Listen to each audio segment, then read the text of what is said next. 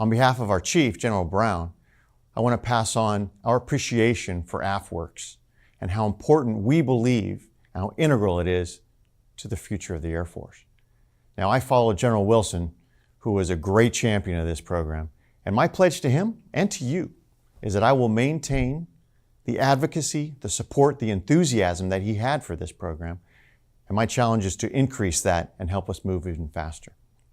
I think it's apropos that this is my first real engagement with airmen to show how much we value the bold thinking that you're engaged in and the commitment you have to doing things differently and improve our Air Force. Now, you won't find a bigger fan of innovation than me.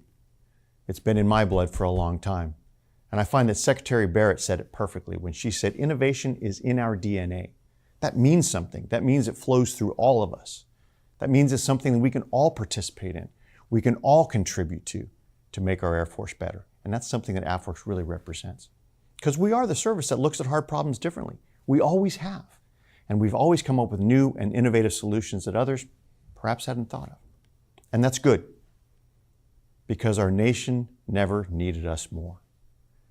And that's why I thought it was brilliant the way that Chief Brown put it in his vision of accelerate, change, or lose. That's very powerful. It's the most powerful thing, because we've clearly laid out the stakes. We could lose. There's a version of the future in which we can lose in competition and, God forbid, in conflict against those who seek to change the rules-based international order. We could fail and we could lose in providing what we owe to the nation. That's a possibility. We can also fail as an Air Force because we could lose the airmen that we need, the airmen that we value, the airmen that are the lifeblood of our entire force and the foundation of everything we do. Now, if losing defines the stakes, then change defines the remedy. And we have changed. We are changing our approach to things. We are changing how we adapt to technology. We are changing how we incorporate technology into new tactics, techniques, and procedures as we execute our mission today. But just changing is not enough. And that's why when we talk about accelerating change, that's the formula. We need to accelerate because incremental change only provides incremental results. But we need to create a culture that is built to adapt, that invites new ideas, that can, in its very essence, be able to build a future in which new ideas are onboarded and accepted and delivered as a natural part of doing business. That's how we can accelerate, and that's how we flip the script on potential adversaries. We make them react to us. We're the ones who can be a part of the future and lead. And those who want to change things may not be so confident in their ability to do it because we can out-adapt them. We can outperform them. That's why acceleration is so important. So how do we accelerate to get to this desired future? That's the key question in front of us. As I said, traditionally, if we just change increment by increment, we will change. But the pace of change will outstrip our ability to do that. And so if change is the engine, then things like Afwerx serve as the accelerator. Because it's only by trying new things will we arrive at new solutions. By having the courage to reach out to other partners, to other entities that can really push us forward, and maybe think of things we hadn't thought of before. Only then can we put all the pieces together and advance that engine. Because when you think about it, acceleration, when it comes to physics, it takes energy. That energy comes from our airmen. That energy comes from our industry partners. It's interesting, we say industry partners, and we say that term a lot. But let's break down what we mean by industry partners. A partnership, by its definition, means that each one of the partners has something that the other one needs, and each has something that the other one, and each needs something that the other one has. That's the essence of a partnership. So by reaching out to industry and looking at how we can take advantage of what they have, their processes, their insights, their approaches, and mating that with what we have, our unique institutions, our unique infrastructure, our unique mission sets, and the brilliance of our airmen, by marrying those up together, that's a partnership in which we can both advance. And we have to, because this is about national security. We all have to win, because if we don't all win, we all lose. So I would say now, with respect to Afwerx, we're at a crossroads. And I hesitate to move into this next segment because I don't want anyone to think that what we're saying is what's been accomplished to date has been easy. It's been exceptional. Have you put this program together, reached out, and generated that excitement and that enthusiasm and the outputs that Afwerx has done to date? But even with that as our foundation, I would say that we have tough work ahead, because now we have to move on from that initial excitement and enthusiasm to make sure that this sustains and this is irreversible momentum into the future. We have to aggressively identify, pursue, and champion those innovative ideas that will result in the most bang for the buck, if you will, for our Air Force. We have to have the courage to preserve the environment within which innovation can thrive. We have to adapt the system to make room for innovators. And we have to show the innovators where we need them the most. And in order to do that, we have to make that connection that ties the innovations to the United States Air Force's value proposition for the nation. And when you think about our value proposition for the nation, it hasn't changed much since our inception. We still have our 5 core missions that we've been accomplishing since the beginning in some form or fashion. Air superiority, globally integrated ISR, rapid global mobility, global strike, command and control. Those are the things that we have to do as an Air Force, as part of the Joint Force, to help secure our nation. Those core missions will endure into the future.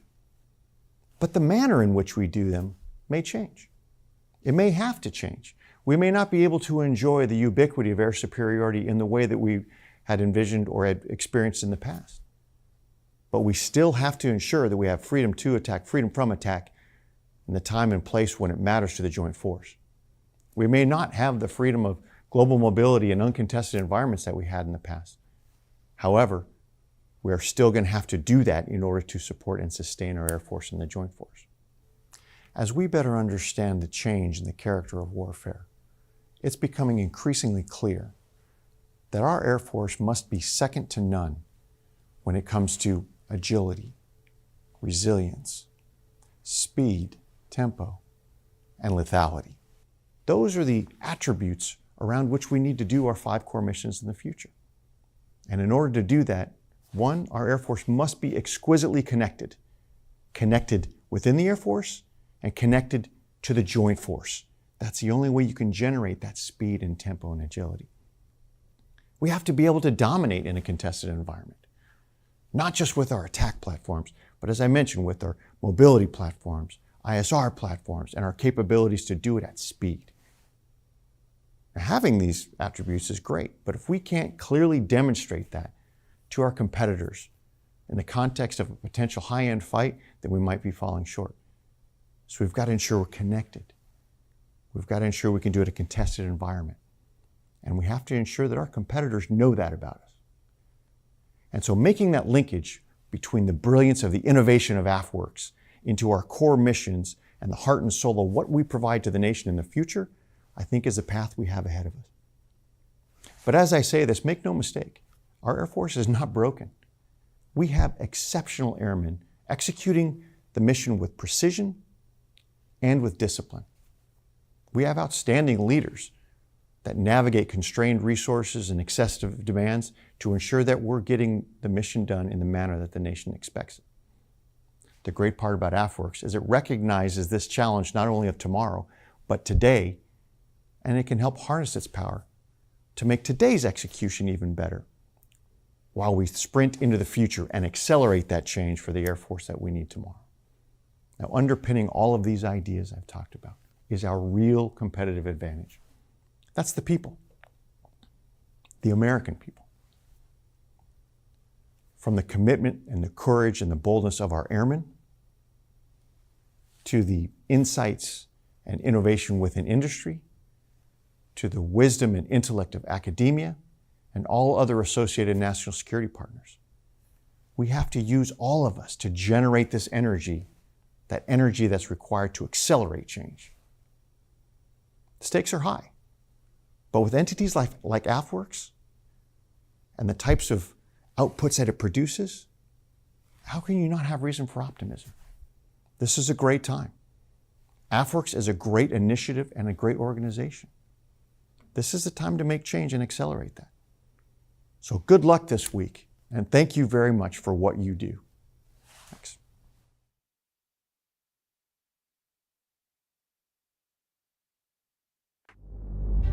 They said we were crazy, that it wasn't worth doing. The old ways were working fine. We not only broke down the old way of thinking, but we demolished it. The United States Air Force has been breaking barriers of all kinds since its inception. Today, in our 71st year, we are renewing the culture of innovation by breaking the wall between decision makers, scientists, scholars, hackers, industry, and garage tinkerers. We know great ideas, like a spark, just need a little fuel to spread the flame of innovation. Because near-peer competitors are closing the gap in the air and space. Afwerx is the fuel, connecting diverse partners to entice, empower, and encourage innovators to rapidly create and integrate concepts and technologies that improve U.S. air-powered projection to secure American national interests. And that's what we hope to do, is to be able to connect the greatest minds across our country with American airmen to keep America safe. After 25 years of sustained combat, the Air Force is committed to renewing our culture of innovation. What Afwerx is going to do is be that bridge builder to help bridge ideas from academia and from industry to our airmen so that we can maintain that advantage. From cotton and wood to supersonic titanium and carbon fiber, innovations have allowed us to strike our enemies anywhere at any time. But our greatest asset, the one thing that makes all the fancy hardware go, is our people. Uniformed or civilian, our Air Force is powered by creative, stubborn, awesome people. People who won't take no for an answer. People who rise up to any challenge before them. We don't just break barriers, we smash them. The Afwerx space is just a small part of a larger picture. Beyond these doors are spaces for innovators to think, test, tinker, take us into the future.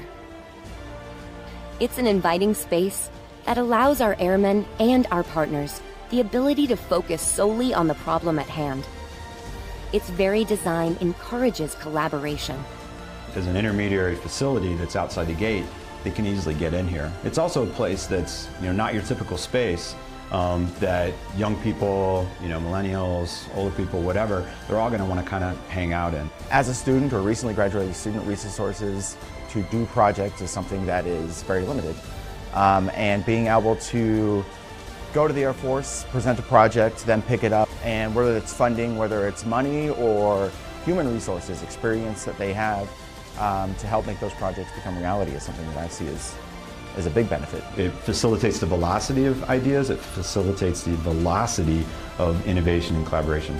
Afwerx will unleash the flame of innovation that is the culture of our greatest asset. Airmen, building bridges to the future.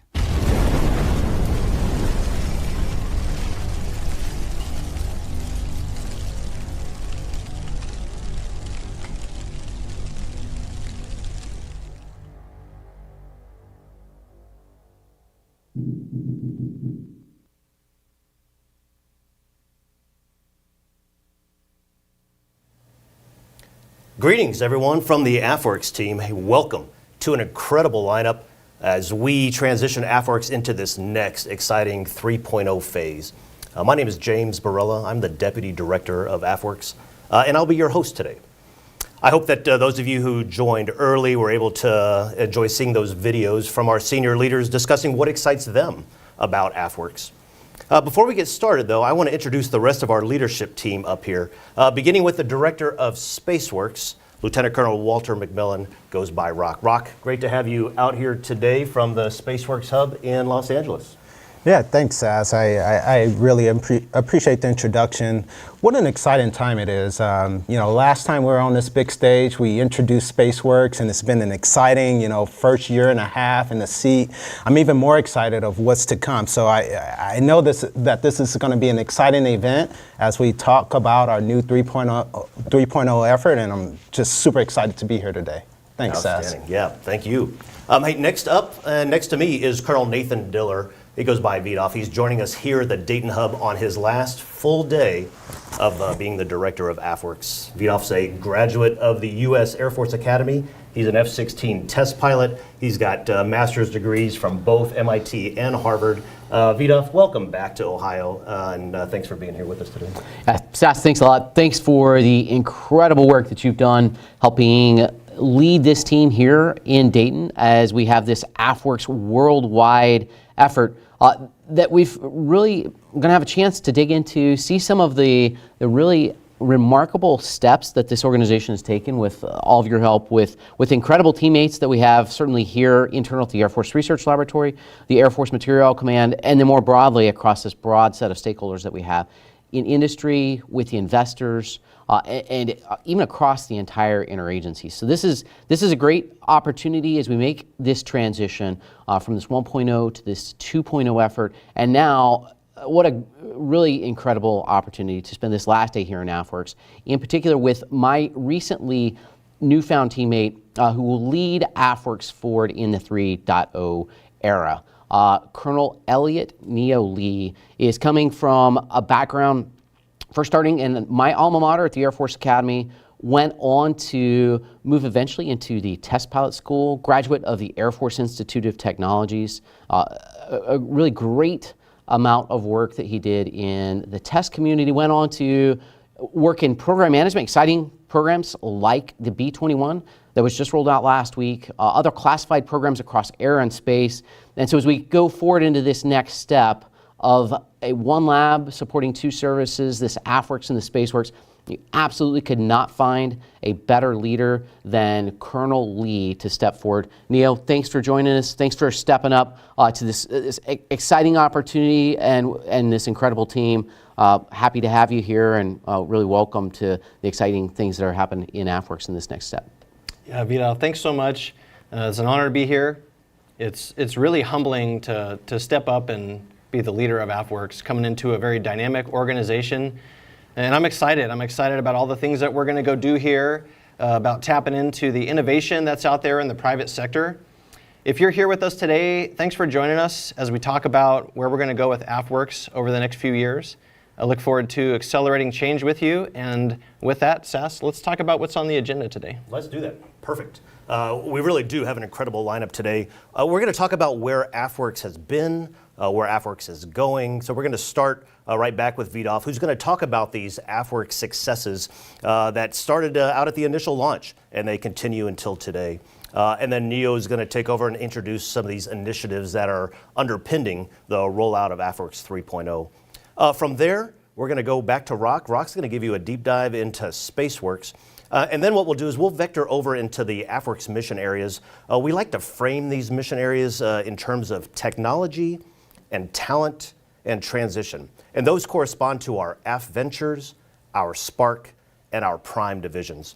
From a technology perspective, right, our AFVentures leadership focus is going to be on bringing that non-traditional technology company into the defense industrial base, while also overseeing the Air Force's small business innovation research and small business technology transfer programs. You probably know those as the SBIR and SITR programs.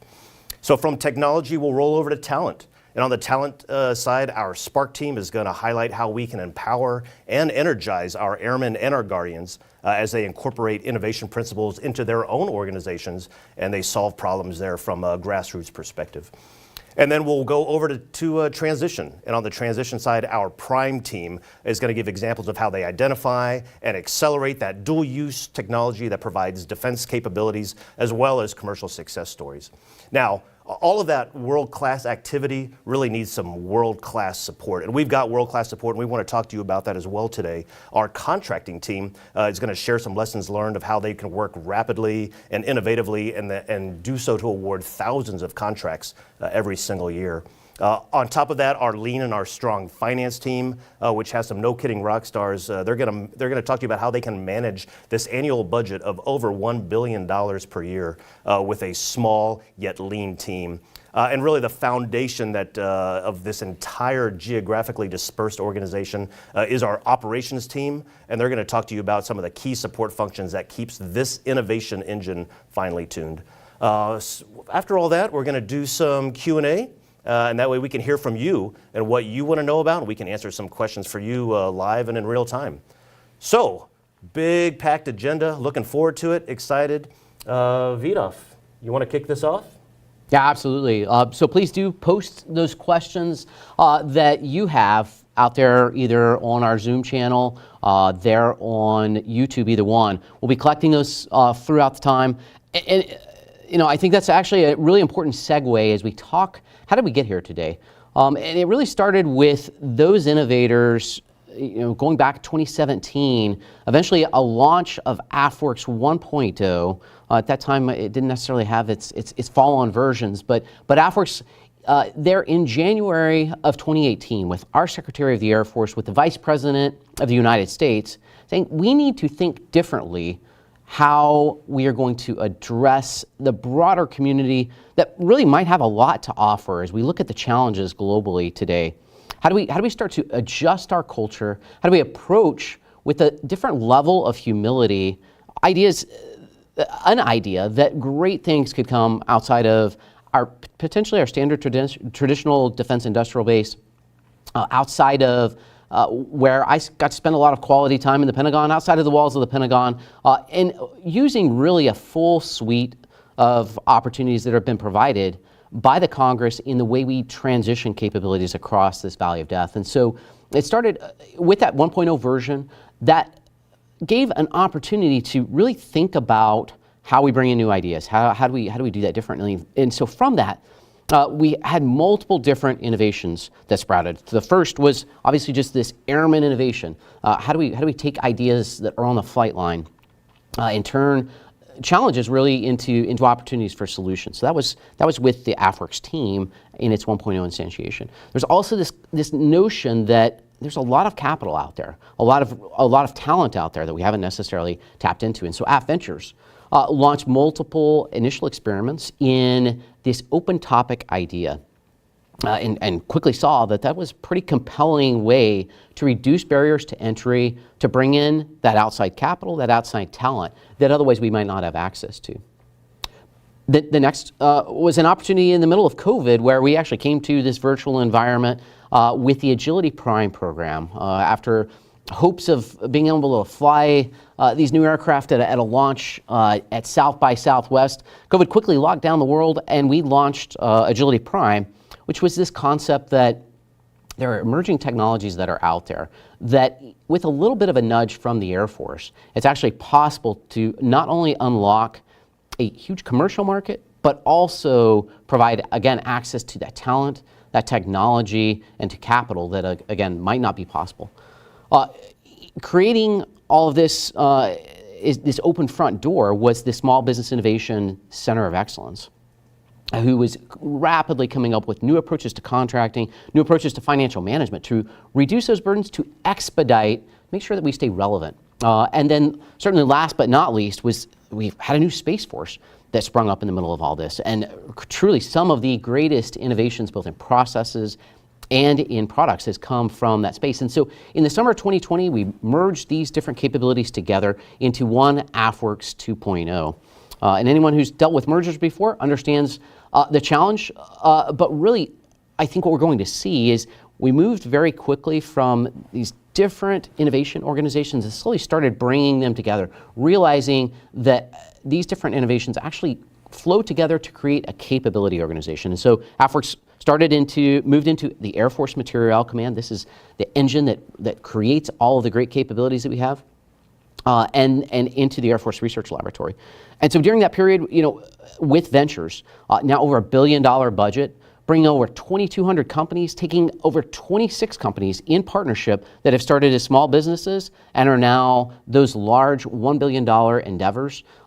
Certainly us being able to partner with them, we can't take credit for them getting to that point, but access to that capability. With Spark, now over 100 different Spark cells. You have capabilities that were deployed to Ukraine that came out of our Spark tanks.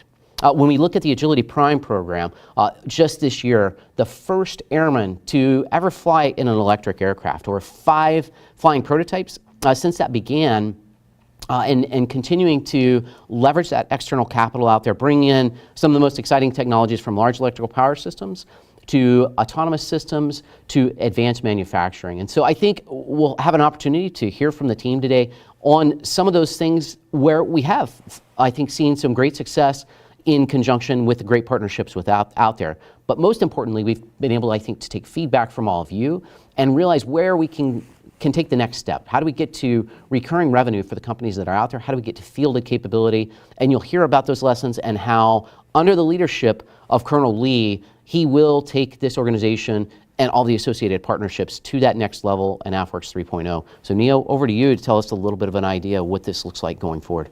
Yeah, thanks so much, Vidolf, and great history lesson, a lot of success behind Afwerx.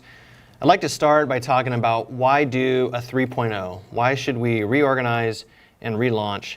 And it's really about being a learning organization.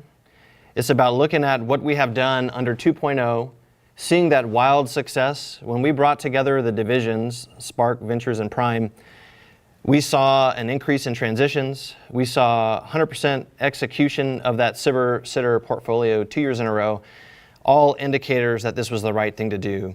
And so when you do something that works, you want to reflect on that, you want to understand why did that work, and then you want to repeat it. And then you want to institutionalize that into your organization and make it sustainable. And that's where we're at now. So Afwerx started out as a startup, like organization. We scaled up. Now we've reached the point where we understand, hey, this works. And we're going to do this by growing the team. We're going to organize it properly. We're going to bring in the tools and turn it into a directorate under the Air Force Research Laboratory. So that's why we're doing that. And you're going to hear throughout the day about the tactical implementation of 3.0. What I'd like to do is talk about what are the strategic objectives here? What's the vision? And so just leave you with 3, okay? The first is it's about aligning our priorities. So we've done a lot of work within Afwerx, hundreds of successes across the department. We now have a list of 7 operational imperatives from the Secretary of the Air Force. You're going to hear about opportunities where we're going to take these powerful tools within Afwerx and apply them towards those operational imperatives. And with that comes more funding opportunities for the SITR program. We're going to look at breaking down barriers for classified work for companies with novel solutions that may need to be brought in and protected down the road. So you're going to hear about that. But again, it's aligning our priorities so that we can get after some of the big challenges of the service. And the second is it's about connection. So if we look at, on one end, we have the warfighter. The warfighter knows what needs to be done. On the other end, we have the technologist who knows what is the art of the possible. And it's all the dots in between. It's all the stakeholders. And it's a massive ecosystem. We have small businesses. We have large businesses. We have stakeholders in the government, requirements owners, operators. All of these individuals work together to close that gap. And what we have done in Afwerx is put together a powerful pack of tools that allow us to foster that communication, to curate challenges, to find ways to bring those ideas and get them fielded more quickly, get prototypes out there. And we've learned a lot from doing that. And so going forward, you're going to see a much more deliberate approach as we take Spark, Prime, and Ventures and integrate those. It's going to increase the speed and rigor where we get these capabilities forward. And so that's the second. And then the third is just maturing the organization. So it's looking at how we've executed, growing the organization so that it works, bringing in the tools to make our jobs more efficient, more effective, so that we can communicate, get the feedback that we need from industry and from our stakeholders as we go forward. And so that's just a top-level overview. I'd like to hand it over to my new boss so that you can hear more, the Honorable Andrew Hunter. He's a Service Acquisition Executive for the Department of the Air Force, responsible for a $60 billion annual budget for Air and Space Force acquisitions. Mr. Hunter, over to you. Good morning, and thank you for joining us today for the next evolution of Afwerx. Building on the approach Afwerx created to leverage non-traditional suppliers, small business, commercial technology, and private capital to deliver capability for the Department of the Air Force's operational imperatives. I want to begin by congratulating Colonel Elliot Lee, who will be taking on his new role as the Director of Afwerx tomorrow. He comes with an incredible background in space and air acquisition, which is the perfect mix for leading Afwerx and SpaceWorks into this new 3.0 phase. I want to also personally thank Colonel Nate Diller for his vision and leadership of Afwerx that have brought us to today. Over the last year, teams of experts from the operational and acquisition communities across the Department of the Air Force have conducted deep analysis in support of the Secretary of the Air Force's 7 operational imperatives. This analysis has given us clear direction for prioritizing our investment to ensure the United States can deter conflict and project power against pacing challenges. Afwerx has an important role to play in delivering capabilities to address the OIs. The 3 core lines of effort in Afwerx, Spark, AFVentures, and Prime, will each be aligned to the operational imperatives. In addition to focusing on the Air Force's top priorities, this will also serve to better coordinate activities across the Afwerx lines of effort.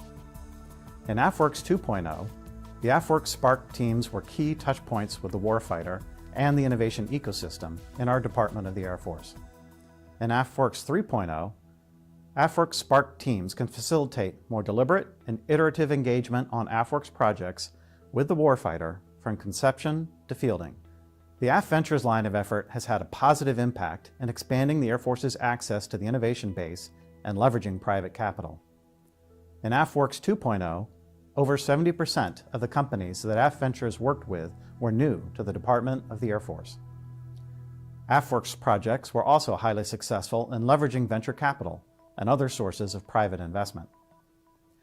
In the Afwerx 3.0 model, we intend to continue to expand that industrial base to include more companies, while having opportunities to do classified work and specific lines of funding connected to the operational imperatives. The Afwerx Prime model creates several opportunities to accelerate fielding of critical capabilities for the OIs. We've recently launched the new Autonomy Prime, which directly aligns with a key initiative in our operational imperatives. Programs such as this will help us get a head start on shaping the acquisition system to accelerate adoption of new technologies such as autonomy through early work on complicated tasks, such as certification of autonomous systems. Prime provides a way for doing that technical risk reduction as well as regulatory risk reduction. We plan to further address key OI priorities under the Prime model. It's also important to note that Afwerx 3.0 will have a deliberate focus on fielding capability. Therefore, we'll apply additional effort to not only creating research and development funding opportunities, but also linking them to the procurement funding necessary to turn these projects into delivered capability at scale. Since assuming my position earlier this year, I've outlined Air Force acquisition focus areas in close coordination with General Richardson and Air Force Materiel Command leadership to ensure alignment to the National Defense Strategy and the Secretary's operational imperatives. The 3 focus areas and associated objectives are meant to drive sound fundamentals in program execution, acquisition policy, and human capital. My first focus area is delivering operational capability to the warfighter. The second area is shaping a vibrant innovation base for strategic competition. The third area is transforming the acquisition system for the 21st century. Afwerx 3.0 will also directly support these focus areas through its focus on the OIs, through its critical role in shaping the innovation base, and by serving to drive innovation in the acquisition system. Again, I want to thank you for joining us today for this exciting discussion of Afwerx 3.0 and for your ongoing engagement as we work to develop critical capabilities for the Department of the Air Force and for our nation. We look forward to working with you. Enjoy today's event.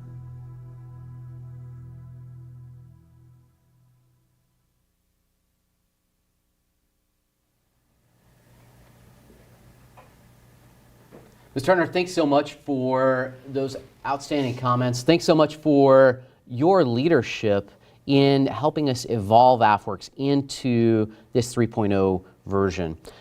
As we've done this Afwerx evolution, one of the very important things has been that connectivity to the head of Air Force acquisitions. And while we have a political appointee as the Assistant Secretary of the Air Force, there is a particular partner there in the military deputy to that Assistant Secretary. That military deputy, during much of this time, seeing this evolution of Afwerx, was General Duke Richardson, who today leads the Air Force Materiel Command, responsible for helping actually organize, train, and equip Afwerx as we're doing it here. General Richardson, as the Air Force Materiel Commander, leads over $89 billion of execution. 89,000 people, $72 billion of execution in that role. And this is the organization that creates those amazing flying things and really brings them in through this transition. So excited to hand it over to General Richardson to talk about this evolution and see what this means to our Air Force Materiel Command. Welcome everyone to today's kickoff event for Afwerx 3.0. I'm General Duke Richardson, the commander of Air Force Material Command. I've been around since Afwerx 1.0 started in 2017, and it's been a real joy to watch it evolve and get and strengthen and get even more aligned to what we're trying to do as a nation. I want to just kind of walk you through where Afwerx has been since 2017, and then as we kick off Afwerx 3.0, tie it very directly to the strategic plans that the Department of Defense is implementing currently. So when I think about Afwerx 1.0 in 2017, the idea there was to really build an innovator's culture inside the Department of the Air Force. I think Afwerx 1.0 did a great job at that time in doing that. It created a lot of energy. We all remember a lot of the Collider events and just a lot of the great buzz that was created in Afwerx 1.0. One of the things that it was lacking, though, was it was lacking a little bit of discipline to go along with the speed. And that's why in 2020 we created Afwerx 2.0. And we did a couple big things in Afwerx 2.0. We created a senior material leader, which is a acquisition leader, if you will, group commander equivalent to execute the dollars. We moved it underneath Air Force Research Lab, which is part of Air Force Material Command, to add some of that rigor, some of the discipline to the speed and we did it in a way that we didn't lose the speed. In fact, in 22 under Afwerx 2.0, we awarded 1,300 contracts, about $1.2 billion, which is really quite remarkable. Afwerx 2.0 also had a very heavy focus on a bottom-up approach, and so we were essentially doing open topic calls where we were really very open to ideas from small businesses, from industry, perhaps things that we didn't know that we needed. And that worked pretty well in Afwerx 2.0. And we created, of course, the three arms that you're familiar with, the Spark cells, that we have about 80 of them out there now at the various bases. We created AFVentures. We pulled the SBIR, SBIR, STTR funding and processes underneath AFVentures to execute that, which is about $1 billion a year in funding. And of course, we created this idea of primes. And our first prime, Agility Prime, has been running for a couple of years and has been extremely successful. I think one of the areas that Afwerx 2.0 was missing, though, was it was missing more of a very tight linkage to the strategic plans of our nation. And that's really why we created, or why we're moving now towards Afwerx 3.0, which is what we're kicking off now. And so it really starts with the National Defense Strategy. The National Defense Strategy is a couple of pillars that are central tenets to Afwerx 3.0, is this idea of integrated deterrence. And that is a whole of government approach to get after our key challenger, that being the People's Republic of China.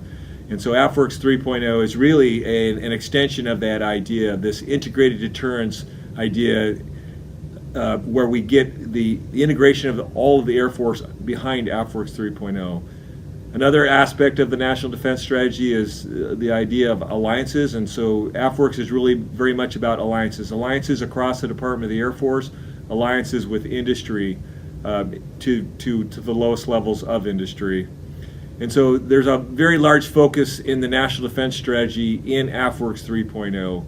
Another thing that affected Afwerx 3.0 pretty positively is the Secretary's operational imperatives. And so you're going to see Afwerx 3.0, instead of having as extensive of a focus on open topics, is we're going to move it more towards a mix of open topics and specific topics. And the specific topics are going to focus on things like the operational imperatives. And not just the operational imperatives, but also the Rapid Sustainment Office and making sure that we have sustainable weapon systems. And so there'll be a mix now going forward. We're trying to dial that in terms of what that mix should look like. We're going to continue with the strategic financing, which allows us to scale to much larger awards, and also tactical financing. So those tools will continue. And so Afwerx 3.0 really is about adding a top-down approach to the bottom-up approach that you've been seeing in Afwerx 2.0, changing that mix from open topic to specific topic to being a little bit less open topic to the mix, and that's really that mix is going to allow us to get after some of the top-down things. We'll focus on things like C3BM, ACE, autonomy, all those things that you're seeing come to life in the operational imperatives. Another thing that we're going to do in Afwerx 3.0 is also strengthen the role of the spark cells. And so we want to make sure that when we have innovative ideas at the lowest levels within the Air Force, that we have the ability to scale them and then also to sustain them.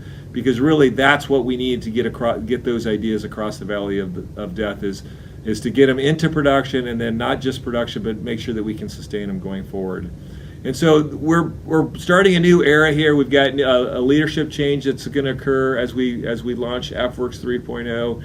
And so when you think about Afwerx 3.0, I'd like you to think about it as really a continuation of 2.0, which itself was a continuation of 1.0, making it stronger, making it more relevant, making it more of the Air Force fabric.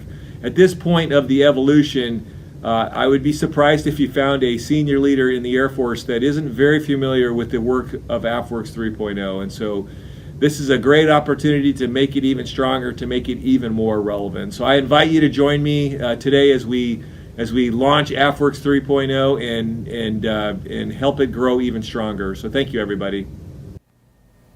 Great. Thank you, General Richardson, for your words, for your support, for your leadership from all of us. Much appreciated.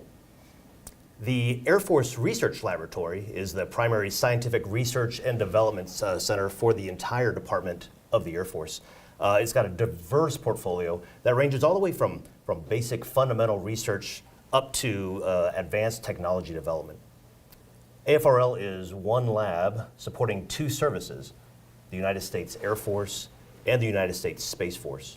And Afwerx is a directorate underneath AFRL. So I would like to introduce you to, and let's listen from the commander of AFRL, Major General Heather Pringle.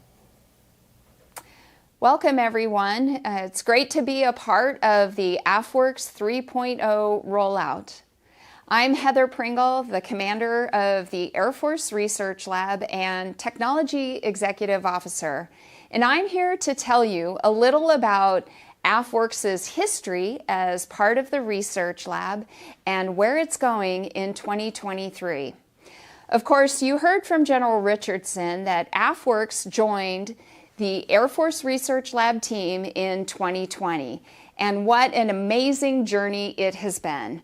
They've grown their personnel over the past couple years from just a handful of folks to well over 200. They've increased their productivity, they've increased their connections with many industries like each and every one of you. They have started the new SpaceWorks arm to support the One Lab, Two Services mantra that is getting after the needs for not only the Air Force, but also for the Space Force. And of course, they've kicked off some really exciting prime events to transition technologies quicker to the warfighter. Two examples really come to mind are Orbital Prime, which is removing debris from low Earth orbit, but also Autonomy Prime, which is to take advantage of the technologies associated with autonomous vehicles, autonomous algorithms, and seeing how we can accelerate those technologies for our warfighters. So it's been a really busy journey, and I really want to give a shout out to Colonel Nate Diller for all his leadership and his work in growing and maturing the Afwerx team, the Afwerx mission, and I'll say that 2.0 has really made a broad impact for our nation. So thank you, Colonel Diller. A couple other accomplishments that I'd like to highlight. You've been under Colonel Diller's leadership. The Afwerx team has brought over 15,000 new small businesses to our department's efforts. He's introduced them to our mission and our ecosystem. In addition, this portfolio has seen a 15-fold increase in follow-on funding. It's not necessarily from the department, but from partners who are joining in and seeing the relevance of what this new model of technology and transition has to offer. And one real exciting accomplishment that I'd like to highlight is the first airman flight in an electric aircraft. That had never been done before, and the fact that this accomplishment happened just earlier this year on 9 March 2022 is really an exciting testament to the success of what Afwerx brings to the warfighter. But of course, as we're moving to 2023 and Afwerx is continuing to mature its model and getting to a 3.0 model, we'll see new improvements that build on this historical foundation between Afwerx and our lab. So I'd first like to welcome Colonel Elliot Lee. He goes by Neo, to the Afwerx team, and he's going to take leadership of this team and really bring it into 2023 with new energy, new excitement, and a whole host of new efforts that are coming along with it. He's got a test and evaluation background as well as program management. So he comes at a perfect time to mature some of these seedling efforts into something that is more sustainable. Things like what we've seen with companies that have brought artificial intelligence to warfighters in a whole host of technology areas, or small businesses that have transitioned additive manufacturing techniques to maintainers on the flight line, or to space applications as well. So as you enjoy today's event to kick off the Afwerx 3.0 effort, I want to say thanks again, Colonel Diller. You've done a remarkable job. Thanks for your 22 years of leadership and service to our department. You can leave confident that you've left our department in good hands, but also you've left it stronger and more innovative and accelerating research in science and technology better than it ever has. And welcome again to Colonel Lee. You're joining a really exciting mission. Hold on to your hat because it's going to be a crazy ride. And to all of you out there who have joined us today, thank you for your time. Thanks for being interested and learning more about what Afwerx 3.0 is going to bring. 2023 is going to be an exciting year, and I hope you enjoy today's event. Thank you. Hey, thank you, General Pringle, for those comments, and really thank you for everything you've done for Afwerx. You've been a huge champion from the very, very beginning, and we appreciate that. All right, so now we are going to re-vector, and we're going to go over the different mission areas and the different mission organizations that make up this Afwerx organization.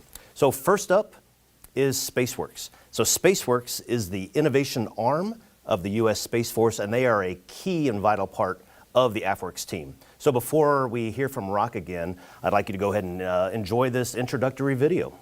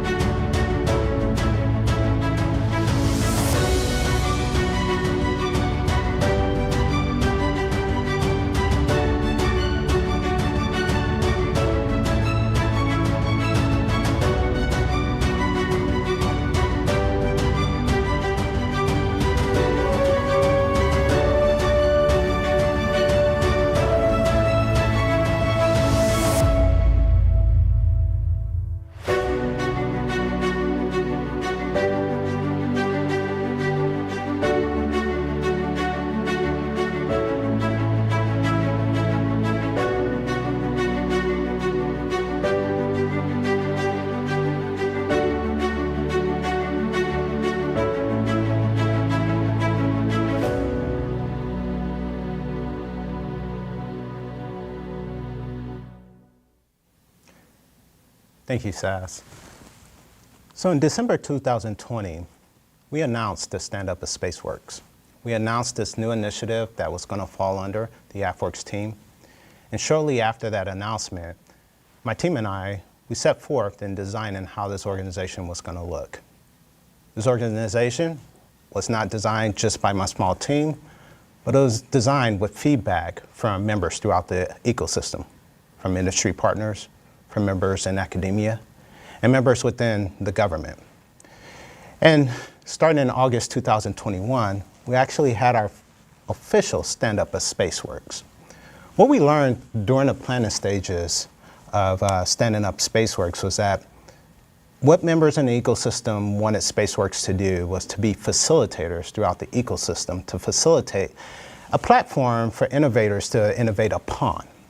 So taking some of the toughest challenges from the Space Force and some of the bright solutions from industry and academia, and bringing them all onto a single platform to really get after some of the toughest challenges that faces the Space Force. The Space Force, as the newest military arm, has the challenge of, responding to the emergent threat. Space is no longer a benign environment. So the Space Force is looking to SpaceWorks to begin looking out to industry, particularly startups and small businesses, to begin fielding some of the bright technology that's out there and taking advantage of that technology and bringing it into our space architecture. So the official stand-up of Space Force was also coupled with Space Force Pitch Day. That was our very bold message to the ecosystem that we are here to play. That Space Force Pitch Day was a 2-day event where we awarded 19 contracts for a total of $32 million right off the bat. What an exciting way to start a new organization. Leading up to that pitch day, my SpaceWorks team, what we did was we took some of those bright small businesses, and again, we introduced those bright small businesses to our problem owners within the Space Force, being that facilitator of innovation. And some of our senior acquisitions leaders were able to see at that Space Force Pitch Day event what was within the realm of the possible for technology that's out there in commercial industry to bring into the space architecture. Shortly after Space Pitch Day, we began executing those contract efforts. We began expanding the role of SpaceWorks. Our budget began to increase. It went from a small pot of $30 million to nearly $300 million. That's $300 million that we're pushing out into the ecosystem to get after innovative capability.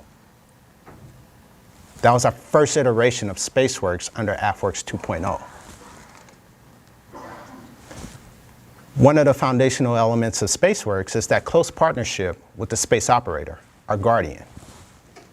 We continue that close partnership with events such as our Reverse Collider event that just happened in April 2022. During that Reverse Collider event, we invited 42 companies to come and sit down with our space operators and hear directly from them what their toughest challenges were. The great thing about that event was we were able to, again, create an innovative platform for innovators to innovate upon. Our space operators were able to see solutions to some of the pain points that they had, and they were able to inform industry of exactly what they can do, the value proposition that they had to offer to them. Shortly after that, those companies, understanding their value proposition, was able to compete for SBIR contract awards. And they were able to immediately begin delivering upon the challenges that our space operators had right away. So that close tie to the space operator continues to be a foundational element of the SpaceWorks organization. The Space Operations Command continue to play an active role in the things that we do day in, day out, and they continue to own a significant portion of our portfolio, and that partnership will continue. One of the bedrock elements of SpaceWorks has always been our accelerator program. Our accelerator programs are executed in conjunction with the Space Vehicles Directorate. Back in November, we took 85 cohort members from our accelerator programs, and we brought them back to Albuquerque to check in on them, to see what their experience has been since they've gone through our accelerators. Again, being that facilitator of innovation, we sought to make additional connections for those cohort members, introducing them to private investors, to venture capitalists, introducing them to new customers within the Space Force, offering them resources through the AFRL lab, continuing to champion the efforts that they're doing on behalf of the Space Force, and continue to guide them as they continue to provide solutions to the Space Force's toughest challenges.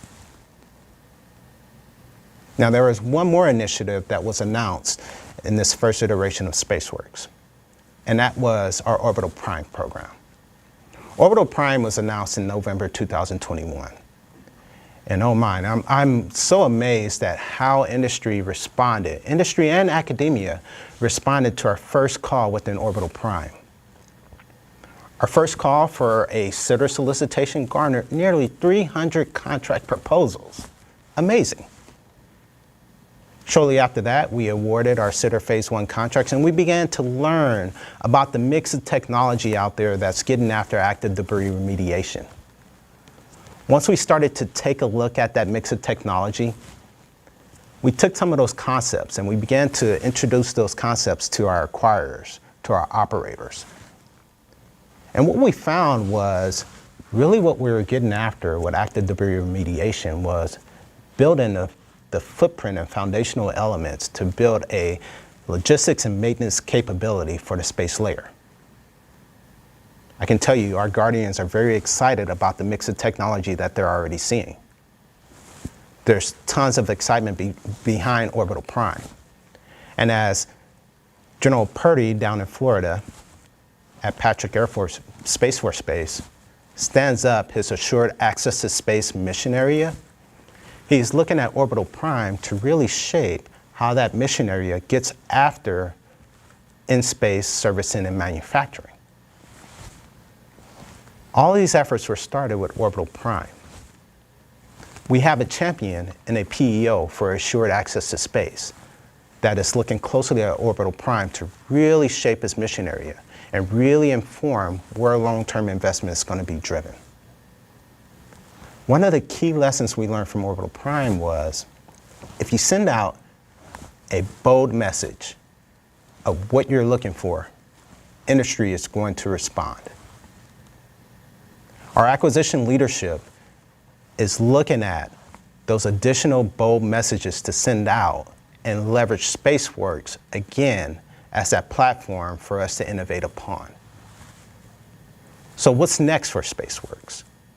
Well, you're going to see more play in our portfolio from our acquisitions leaders. Our material leaders, our senior material leaders are looking to leverage the SBIR-SITR portfolio to really understand where they need to drive the future of space architecture.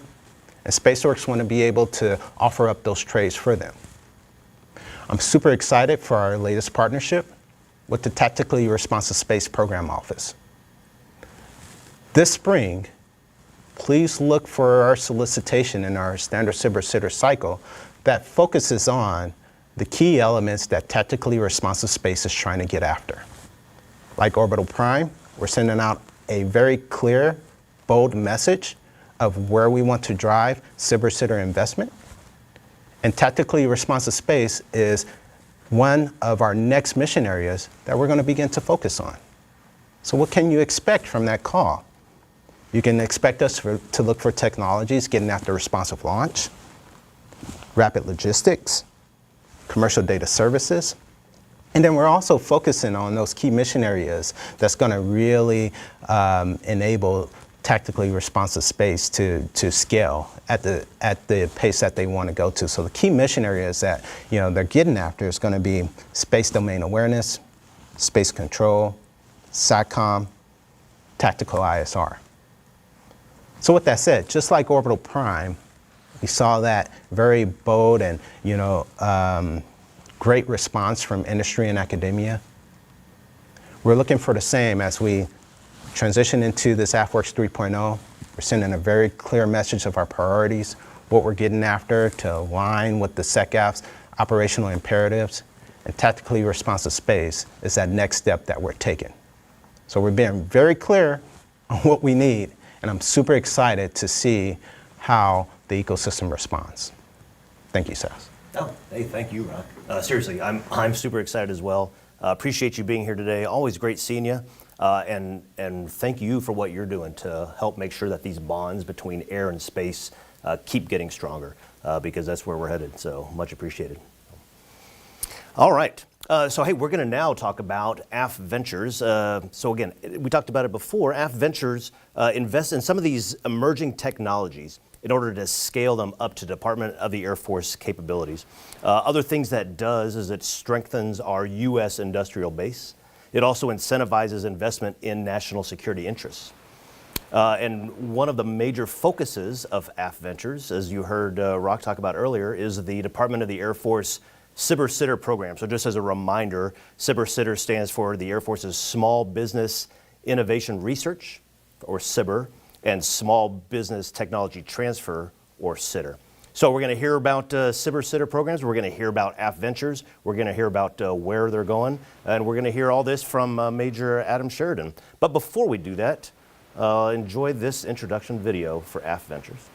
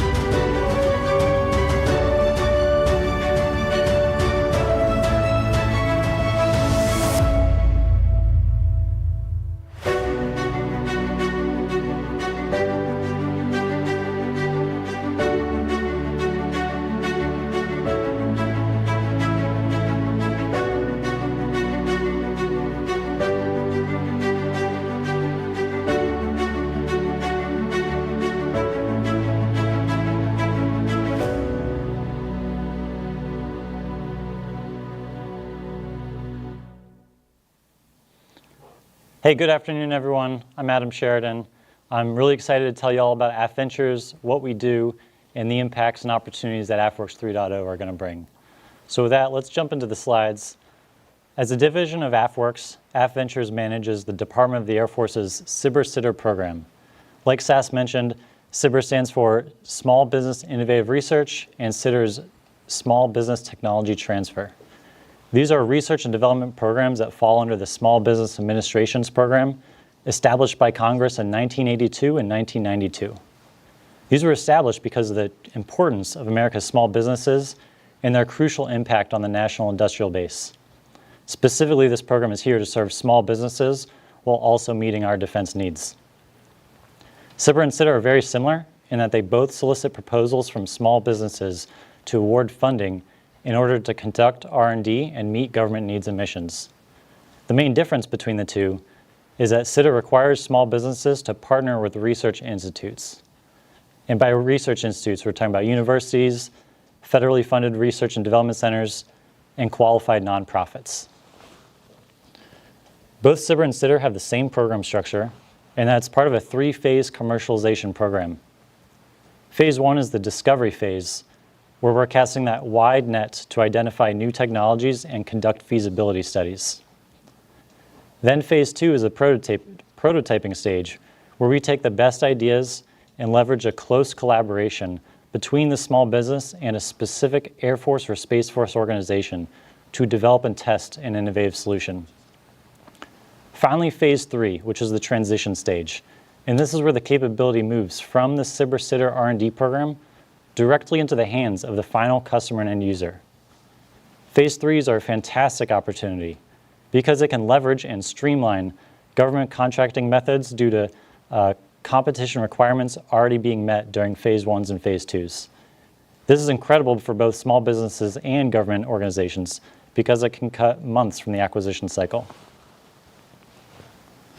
On this next slide, we'll talk about how AFVentures applies capital as a capability. We apply an annual cyber budget of over $1 billion per year across 3 programs.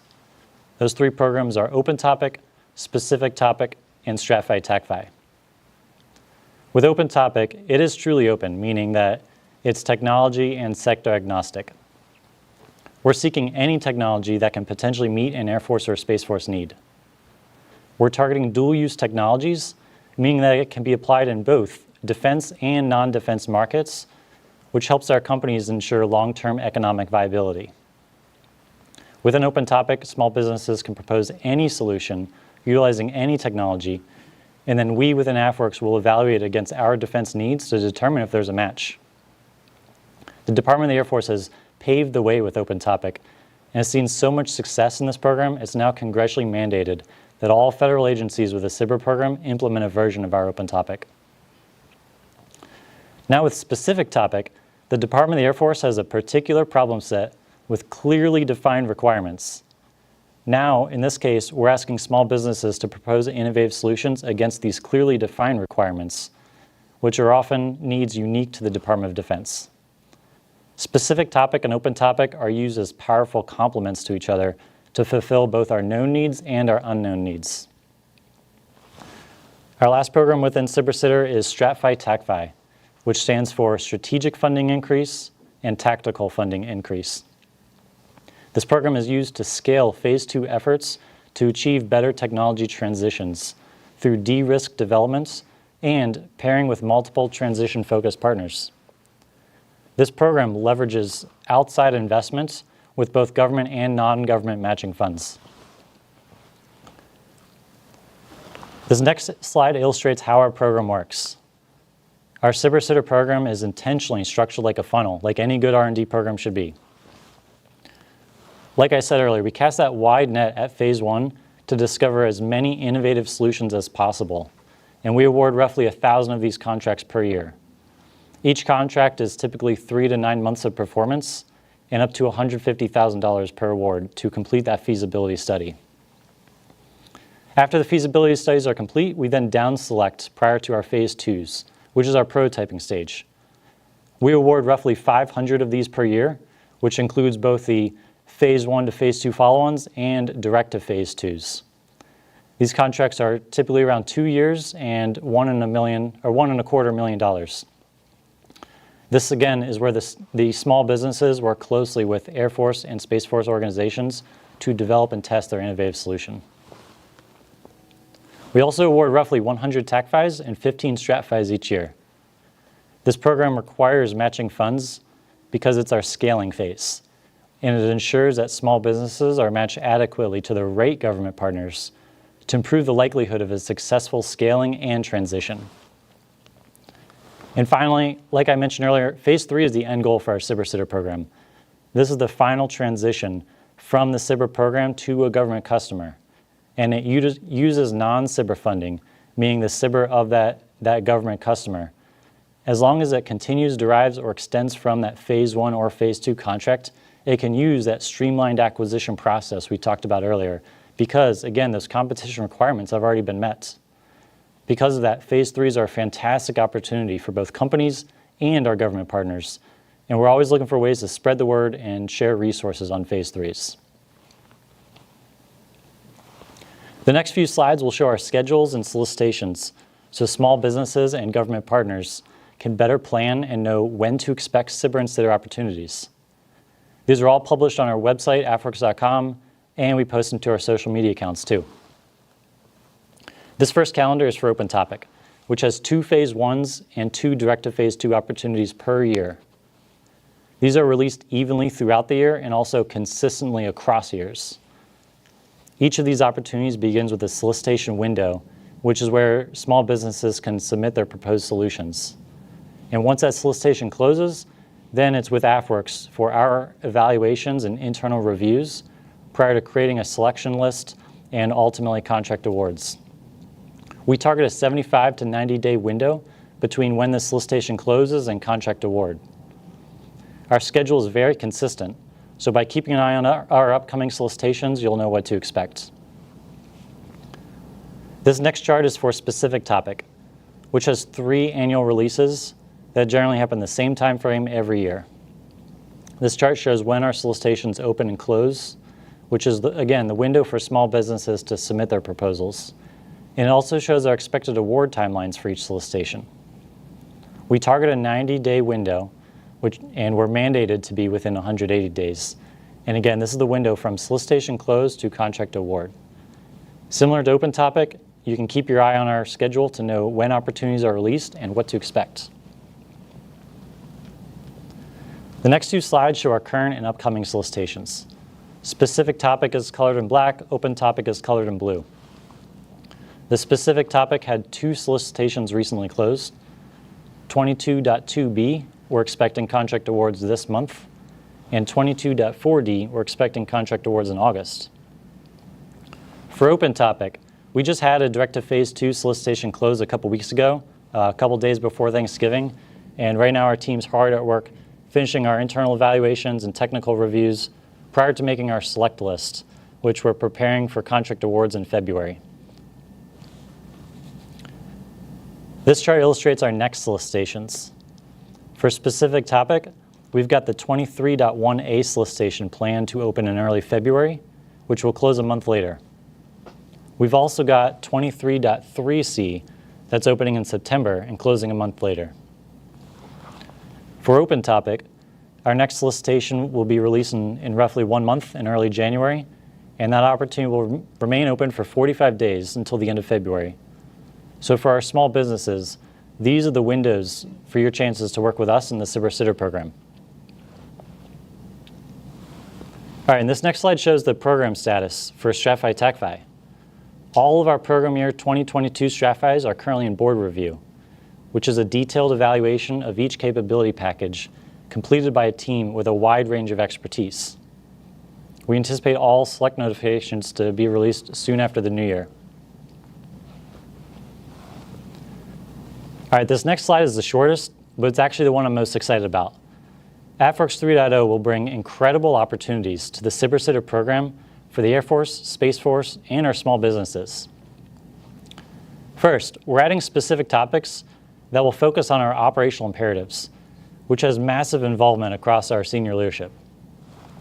As mentioned earlier, with Afwerx 1.0 and 2.0, we paved the way with a very successful bottoms-up approach, which means our warfighter and our end user could identify their capability needs and directly partner with small businesses to develop, test, and integrate innovative solutions. We continue to have tons of success with this approach, although our projects do too often fail to cross the valley of death because they didn't have the resources and the senior leadership support required for that long-term success. Alternatively, with Afwerx 3.0, we're creating this unique intersection or coalescence of the critical components needed to ensure successful tech transition. This is the merging of senior leader priorities, the needed resources and expertise from program offices, warfighter mission gaps, and ultimately small business innovation. With this merging, by pairing a top-down and bottoms-up approach, we're confident we'll be able to greatly enhance the speed and rigor of our SBIR program to ultimately transition more capabilities. AFVentures is also continuously working to reduce barriers for entry to small businesses, so it's easier for you to work with us. We're investigating pathways to include classified topics to our program, which will allow us to go after our most challenging problem sets and truly utilize the innovation and dedication from our small businesses where we need it most. Lastly, we're revitalizing our focus areas and matchmaking tools, which we expect to implement in the coming months. This will allow us to better map out Air Force and Space Force capability gaps against the amazing solutions that our small businesses are developing for us. It will streamline the matchmaking between these small businesses and government organizations to ultimately improve the market research efforts needed to increase those Phase 3 opportunities. My last slide highlights some of the successes from Afwerx 1.0 and 2.0. Since the inception of Afwerx, and since AFVentures was established to lead the SBIR program, we've had remarkable results. Our Phase 3 contracts have increased over 300%. Our small businesses have received nearly $2 billion in follow-on government contracts, and they're growing over twice as fast. And ultimately, our time to award has been cut in half. These are incredible accomplishments that was only made possible by our talented and dedicated team of program managers, scientists and engineers, contracting officers, finance managers, and all of our amazing stakeholders. As 3.0 continues to roll out, we expect to see even better impacts to our Air Force and Space Force and more ways for our small business to get involved. So thank you for the opportunity to discuss AFVentures and the Department of the Air Force's SBIR program. I look forward to continuing to work with you and our thousands of small businesses and government stakeholders that are leveraging our SBIR program. So Stas, thanks for the opportunity. Yeah, absolutely. Thank you, Leia. Thanks for the knowledge. Thanks for the insight. Always great to have you here, and we really appreciate it. For those of you out here that didn't know, we've got a team of superstars here in Afwerx, and Adam is no exception. He was our not only our Afwerx Field Grade Officer of the Year for 2021, he was also the Air Force Research Labs Field Grade Officer of the Year for 2021. And on top of that, he was the Air Force Materiel Command's Field Grade Officer of the Year for 2021. So pretty impressive on his behalf, pretty impressive for Afwerx to be able to have talent like that as part of what we do. So thank you for what you're doing. Thank you. And speaking to all of you out there in virtual land, we're about an hour into it. Hope you're having a great time. Keep those questions flowing. We see that you're populating the chat, so please keep doing that. We've got a team on the side that's putting those together, and when we're done here with some of the mission org specific type discussions, we'll be getting to those questions, so keep those coming, and thank you for your participation so far on this event. All right, so if you recall earlier, we talked about how our Spark division, what they really do is they connect those airmen and those guardians to some of the commercial innovators through collaboration, through training, through networking, and it helps us to inspire ideas, and it helps them to cultivate this more creative force from the ground up. And so before I get Colonel Martin Salinas here to talk to you about Spark and a couple special guests that he brought along, I'd like to invite you to sit back and watch this introductory video.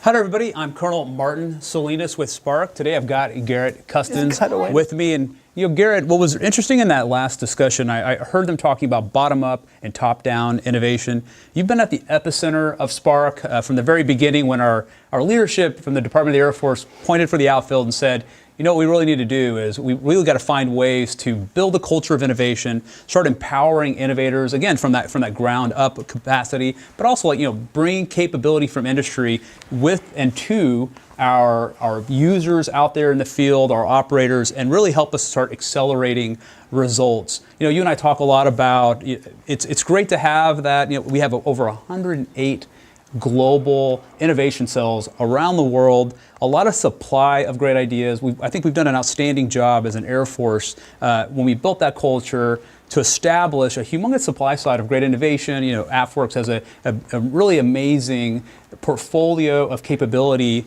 from the sitter approach, and all of that is really important. But I think one of the interesting challenges, we go from 1.0 to today where we are in 2.0, and we think about the future, is essentially that go-to-market strategy. If we imagine that the operational Air Force is that market, that's something you and I have talked a lot about. Tell the audience a little bit about what we're doing right now to start to try to curate and assist that transition.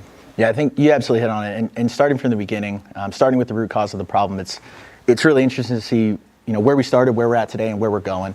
And I think it's a very logical path. So when we first got started, we thought there was a gap. We said, hey, there's a lot of people that are really close to the problem, but might not be involved in the solution. So we said, what might happen if we pull these individuals, pull these young airmen into the decision-making process? And it was really interesting. We started to build Spark cells, just tactical level innovation cells. And they started to come up with a lot of ideas. They pulled a lot of ideas out of these airmen, so then we gave them squadron innovation funds, and those squadron innovation funds turned those ideas into prototypes. And I think that's kind of where we're at today. It's a natural progression. We have a lot of prototypes. We had this large top of funnel, and now we're looking to try to pull these through the funnel. And some of the things we built out to support that, one of our programs is the refinery, which for those in private industry probably very familiar with the concept of an accelerator. This is probably quasi pre-accelerator or an accelerator, somewhere in between. But the benefit is that we are pulling airmen in that have these projects, and we're really putting them through an entrepreneurial boot camp, testing their hypothesis, helping them talk to customers, trying to scale their product. And it's been wildly successful to date. And the nice thing about that is that you've got this government rep that is trying to scale technology inside while the companies are trying to scale technology outside. And it's for those that don't know, and those that haven't tried to scale technology in the federal government, can be really hard. It can be really hard to navigate, especially for non-traditional companies. It's like, should I do business with the Air Force, maybe the Army? Do I just Google the U.S. Air Force? Like, where do I start? And I would say that having a really strong government customer, whether it's a technical point of contact or a core on a contract, I'm sorry for the acronyms, if you have that solid government rep, they can help get you to places, and they can help you navigate this space that can be really challenging for small businesses to really break into. So I'm excited about where we're at, excited about where we're going, and really excited to as these grassroots projects come up, really tie them to the strategic imperatives, and get that top-down, the grassroots projects coming up, supported by the top-down effort, the strategic efforts, and really just helping to scale and transition projects. Yeah, I think that's outstanding. You go back to the power, I think, that Spark brings between both SpaceWorks and Afwerx is that connection to the people, to those operators. That's a humongous market now available to our industry partners who can get involved, get connected. I think demystify also that go-to-market strategy with the U.S. government. And I mean, we're really focused on it. I think that's where we're going here in the near future. The idea of bringing those capabilities, again, from market, even from our own entrepreneurs within the Air Force. But the key is getting those into the hands of our operators and that operational mission. We're very focused there. And actually, one of our own is actually right now out in one of the areas of responsibility and sent us a note I think we'd like to share with the audience. So one of our own, Miss Berenice Mondragon. Let's hear from her. Hi everyone, I'm Berenice Mondragon, also known as V. So for those who haven't met me virtually in the past, y'all know that I'm a proud Texan and I always have my giant Texas flag in the background. However, today I'm not calling in from home out of Austin, Texas. I'm calling in straight from the 22nd Expeditionary Combat Weather Squadron, where I'm currently deployed as a Texas Air National Guard member from the 209th Weather Flight. So when I'm not operating in a uniform capacity for deployments or state missions, I serve as an Air Force civilian out of the Afwerx Spark Hub in downtown Austin, where I connect with small businesses within our thriving tech community to help drive innovation for our Airmen and Guardians. I've also developed and led engagements with our Air Force major commands to enable collaboration and new avenues for operational connection with cyber companies within our Afwerx portfolio. And although technically I'm not currently serving in an Afwerx capacity, it has been great to see how supportive AFCENT has been towards enabling innovation in this theater. And I've been proud to continue to support Air Force innovation efforts while deployed. So a big shout out to the Marauder innovation team out of the 386 Air Expeditionary Wing. And I can't wait to get back home, enjoy some Texas barbecue, and see what's next as we transition into Afwerx 3.0. Out here. How awesome is that to hear from our very own, out in the area of responsibility, connected with that operational mission, really thinking about innovation in that context. And Ms. Berenice, we can't wait to get you back home to Texas and some of that good Texas barbecue. But as we've mentioned before, this is 2 services, 1 lab, 1 works. Right now I've got Captain Swall with me here from SpaceWorks and the Space Force. A lot of folks ask me, they'll say, hey, you're at Afwerx, you're in the Air Force. What's that relationship with SpaceWorks? And I try to make sure they understand that we are working together as a department, getting that innovation done, and thinking about a lot of the same things. I think it'd be interesting, you do a lot of things with Spark from a SpaceWorks and a Space Force perspective. I think the audience would be really interested to hear about what is your approach to that, and maybe understanding a little bit about the structure of how you connect with your end user and those space operators out at those deltas. Yes, sir. So to echo the mission, and before we explain what that mission is, I think it's important to explain a few key terms that we use in the Space Force. The first one is a space delta, very similar in rank and structure to an Air Force wing. However, it's more mission area focused. For instance, if you hear Space Delta 2, it immediately pops in your mind, that's space domain awareness, right? So the second term that we use a lot is CDT, which means combat development teams, or even more recently, capability development teams. And what that is, embedded within each delta, we have mission experts who understand what those problems are. And they go out into their respective fields, source those problems, and work closely with us at Spark to help curate those problems. And by curating those problems, we can find out, is this a cyber solution? Is this something that we can take to industry? So on the flip side of that coin, when we are engaging with industry, we have the latest and greatest. We have our thumb on the pulse of what our warfighters are really looking for. So when we do that engagement, they're getting, the latest information, as well as that helps us to find those exciting new ideas that might fit a problem that a mission area has out there, as well as, potentially that 80% solution that already commercially exists that we can vector. So when you bring those two together, what really happens is you deliver capabilities to our warfighters at operationally relevant speeds, just really, really fast and with significant return on investment. So that's our mission at SpaceWorks Spark. Again, it's very similar, just different terminology, but the end goal is the same, and that's empowering our Guardians to do that innovation through the cyber pipeline. Yeah, that's really cool. I think thinking about the fact that, we heard from essentially your boss, Colonel Rock McMillan a little earlier, and the amazing amount of acceleration that we've seen, the engagement with the small, I would say a small space industry, to bring them in, try to continue to demystify their ability to do business with the Department of the Air Force has been really interesting. I think you guys are doing some outstanding work. And I think that having access to those space operators out there, the Space Force, the talent that exists within your organization is absolutely key. I mean, another huge market I think that exists out there, and super very interesting. So, again, thanks for a lot of that work. Glad to work with all of you in this space, or in the innovation space, and good job what you guys are doing out there. So, yeah, that's everything that we have going on right now. So, two services. One works, but also just getting after some operational execution into the future, into 3.0, taking those capabilities, putting them into our end users' hands, opening up those grand markets for our small business partners. And with that, Sass, we look forward again to moving into the future here. Outstanding. No, thank you. Seriously, always great to talk to you. Yeah. Always get super pumped and super excited whenever Spark is around and chatting with us. So thanks to you, thanks to your guests, and big shout out to V out there. And hope she gets back here soon as well. So outstanding. All right, so we heard about technology, right, on the AFVentures side. We just heard about talent on the Spark side. So now we're going to talk about transition, and that is the prime side. And so this prime division of ours in Afwerx, their goal is to identify and accelerate those emerging commercial markets, and specifically the ones that match with our military interests. And what that allows us to do is not just benefit the commercial industrial base, but it also gets the military capabilities through integration with some of these dual use technologies that are out there. And so what I'm going to do is have Lieutenant Colonel Tom Maher introduce Prime and talk to you about that. But before he gets on stage, check out this awesome video.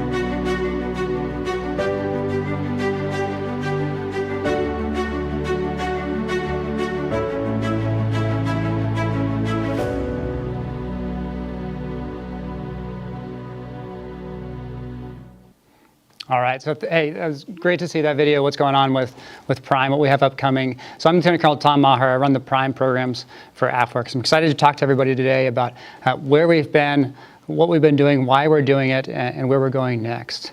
So to kind of kick things off, I'll bring up a few charts showing, hey, what is our mission? What is our structure? What is our strategy? Why are we doing what we're doing? And so you can see the mission there. So we're looking to expand technology transition paths to accelerate those emerging tech markets. And how we're doing that is use our government resources, use the tools that we have within the DoD to move along that rapid and affordable fielding. And really importantly, we are trying to attract and optimize that external funding and talent. If you look at what's been out there in industry where all the commercial research and development dollars have been going, there are a lot of areas that have good overlaps with mission needs and things that the DoD can utilize. So we're trying to find those synergies and find those areas of overlap to stimulate those markets and really accelerate them on the commercial side and also on the dual use side for how we can use them within the DoD. And so how we've set that up is, what is our strategy? So we want to do accelerated learning with industry. We talk about collaborative risk reduction to field those capabilities. And we look at a few different areas. From that collaborative risk reduction, we're thinking about technical, regulatory, and financial risks. So all the things that commercial industry is looking at, how we can provide some of our DoD resources to help move them along. So if you look at the tool set that Air Force Material Command has, we have a lot of things in our tools that we can help address those specific areas. And we'll talk a little bit more about that, how we've structured that with some of our current programs with Agility Prime, and then possibly how we'll do that moving forward as well. What's really important, that kind of second part, is there is a significant wealth of talent that's out there that has overlap with the Department of the Air Force challenges. And so if we curate those problems correctly, that matches up with what they're doing in industry, we can really work together to try to find some collaborative solutions. And then finally, we actively go out and we seek those diverse partnerships. So if we look at how we're going to get some of the commercial capabilities and dual use capabilities out there, working with our interagency partners, working with areas that need to create adoption of that emerging tech, it's critical for us to help engage on those areas so we can move along those sectors. And so what does this mean? What are these diverse partnerships we're talking about? It's all the things that you see listed there. So first of all, talking to industry, see where they're putting their research and development, see where they see opportunities on the dual space, both from a DoD perspective, from a business aspect, as well as on the commercial side. Where is the investment dollars going? Where are the both private capital, venture capital, and others? Where are they putting their money? Where do they see overlap and interest from the DoD side? Where are we signaling that we're interested in? And where are they seeing that there's really good opportunities and growth? I talked about the interagency. So if we look at examples of Agility Prime, the key for advanced air mobility is working with the FAA and NASA so that they can get to those commercial certifications. They can work early with NASA on some of that tech development. If you look at, say, the drone industry or others that have been trying to get the emerging tech out there, building those partnerships with state and local is really critical because that's where we're going to start to see this tech initially adopted. And getting those folks on board is critical to opening up those initial markets. International, what do we mean by that?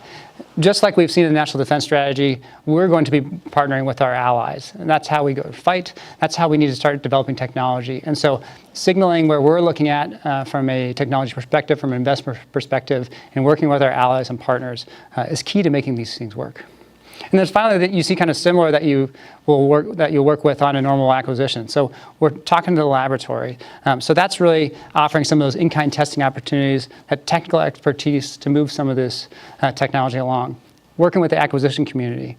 At the end of the day, we have to be able to work to get these into programs and fielded capabilities, and that's working with our acquisition professionals to do just that.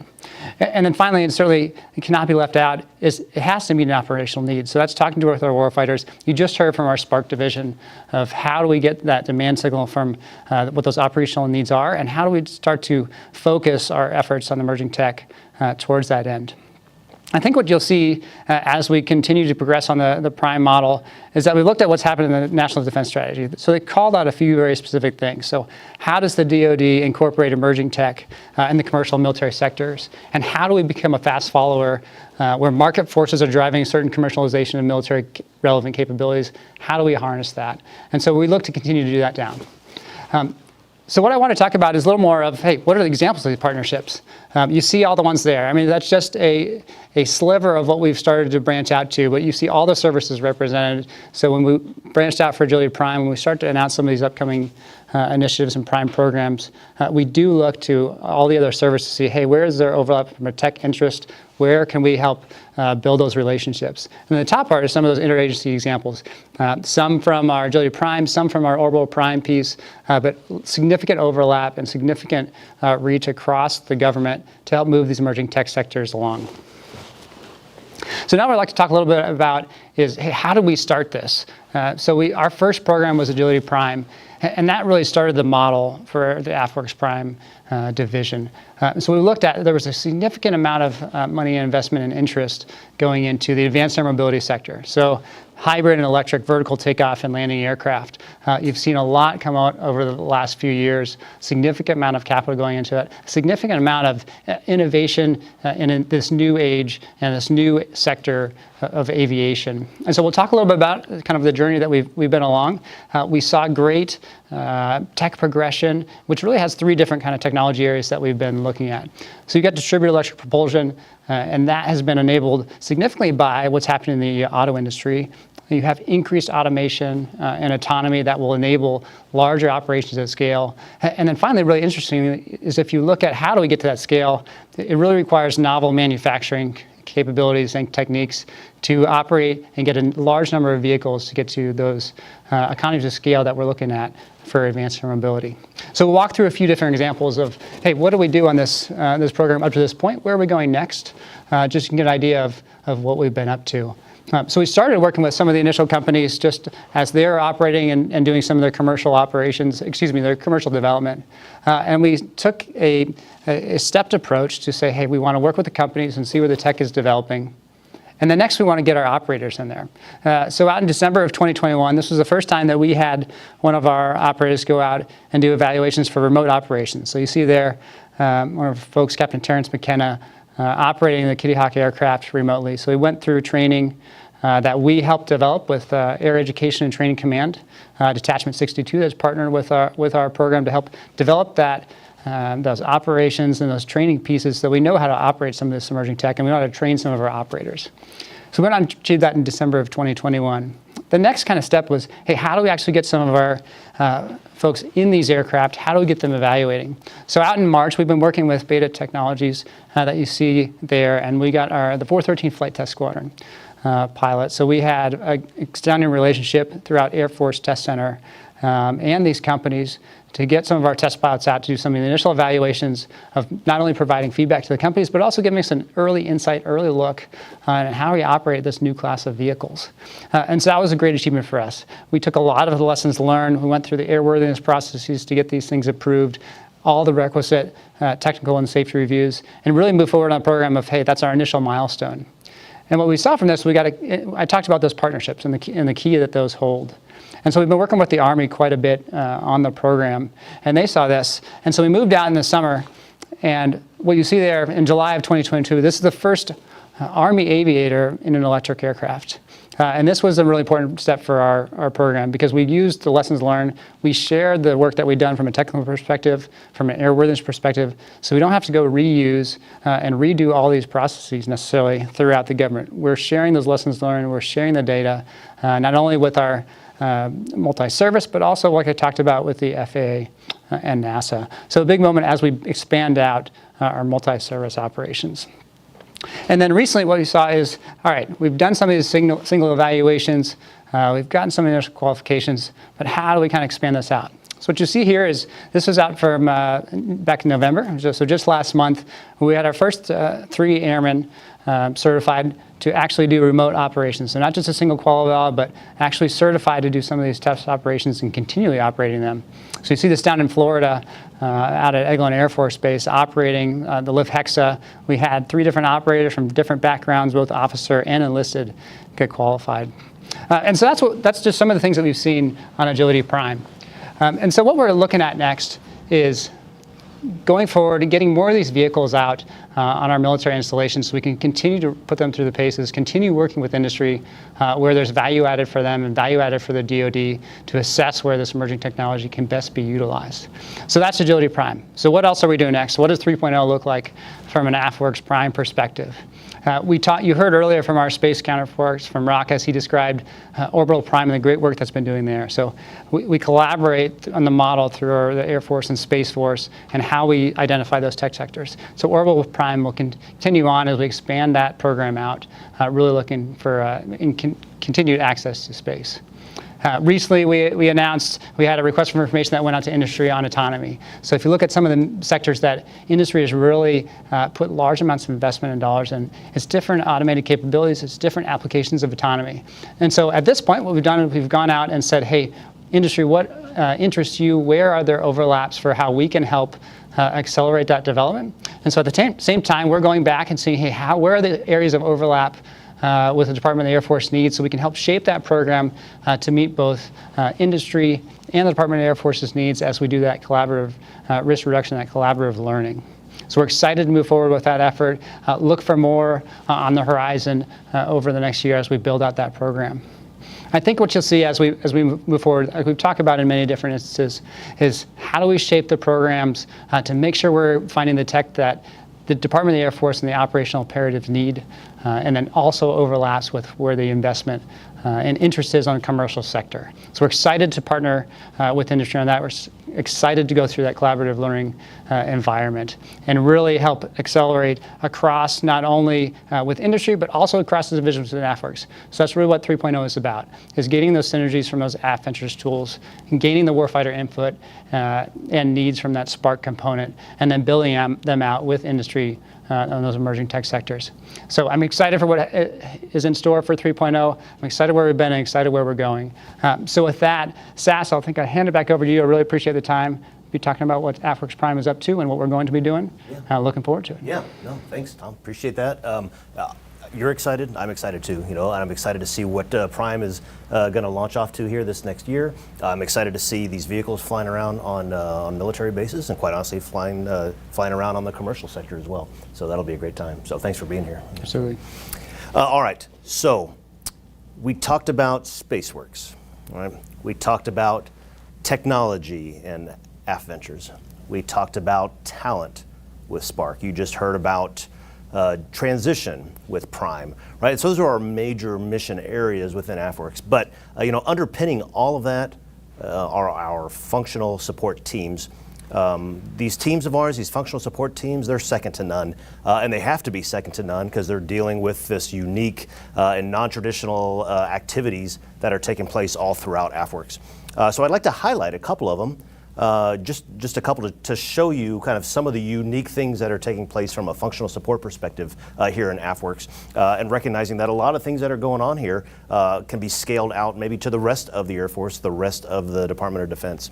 So I want to start out with our contracting office, and it's led by someone with incredible experience. Most recently came from both the Rapid Capabilities Office as well as the F-35 Joint Program Office. I'd like to introduce to you our Afwerx Chief of the Contracting Office, Mr. Yosef Hassan. Welcome. Thank you, Sass. It's a pleasure to be here. Yeah, happy to have you here. So on the contracting front, we are extremely excited to support the Afwerx 3.0 rollout and all of the activities associated with it. But many of you might be asking, what does that specifically look like on the contracting front? And the first way I would answer that is we plan on executing a lot of those things that we've been doing well up to this point and continuing it. One aspect that we're most known for is our contracting sprint process. And this is where we take our core Afwerx team and we partner with augmentees, contracting professionals from across the Department of the Air Force. We get them together and we execute hundreds of contracts for SBIRs and SITRs, phase 1s and or phase 2s, and we execute them in a concentrated 2-week time frame. But in order to do this effectively, we have to lay the groundwork ahead of time. We have to work with our top-notch financial managers, our technical evaluators who evaluate the proposals, so that when our contracting teams and our augmentees come to this contracting sprint, they're well poised to execute contract awards within that 2-week period. So we plan on continuing these activities going into Afwerx 3.0. Up to this point, our contracting team has executed 16 contracting sprints over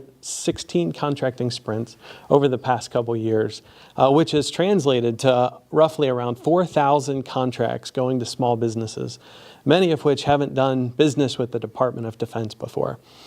So there's a lot of success stories there.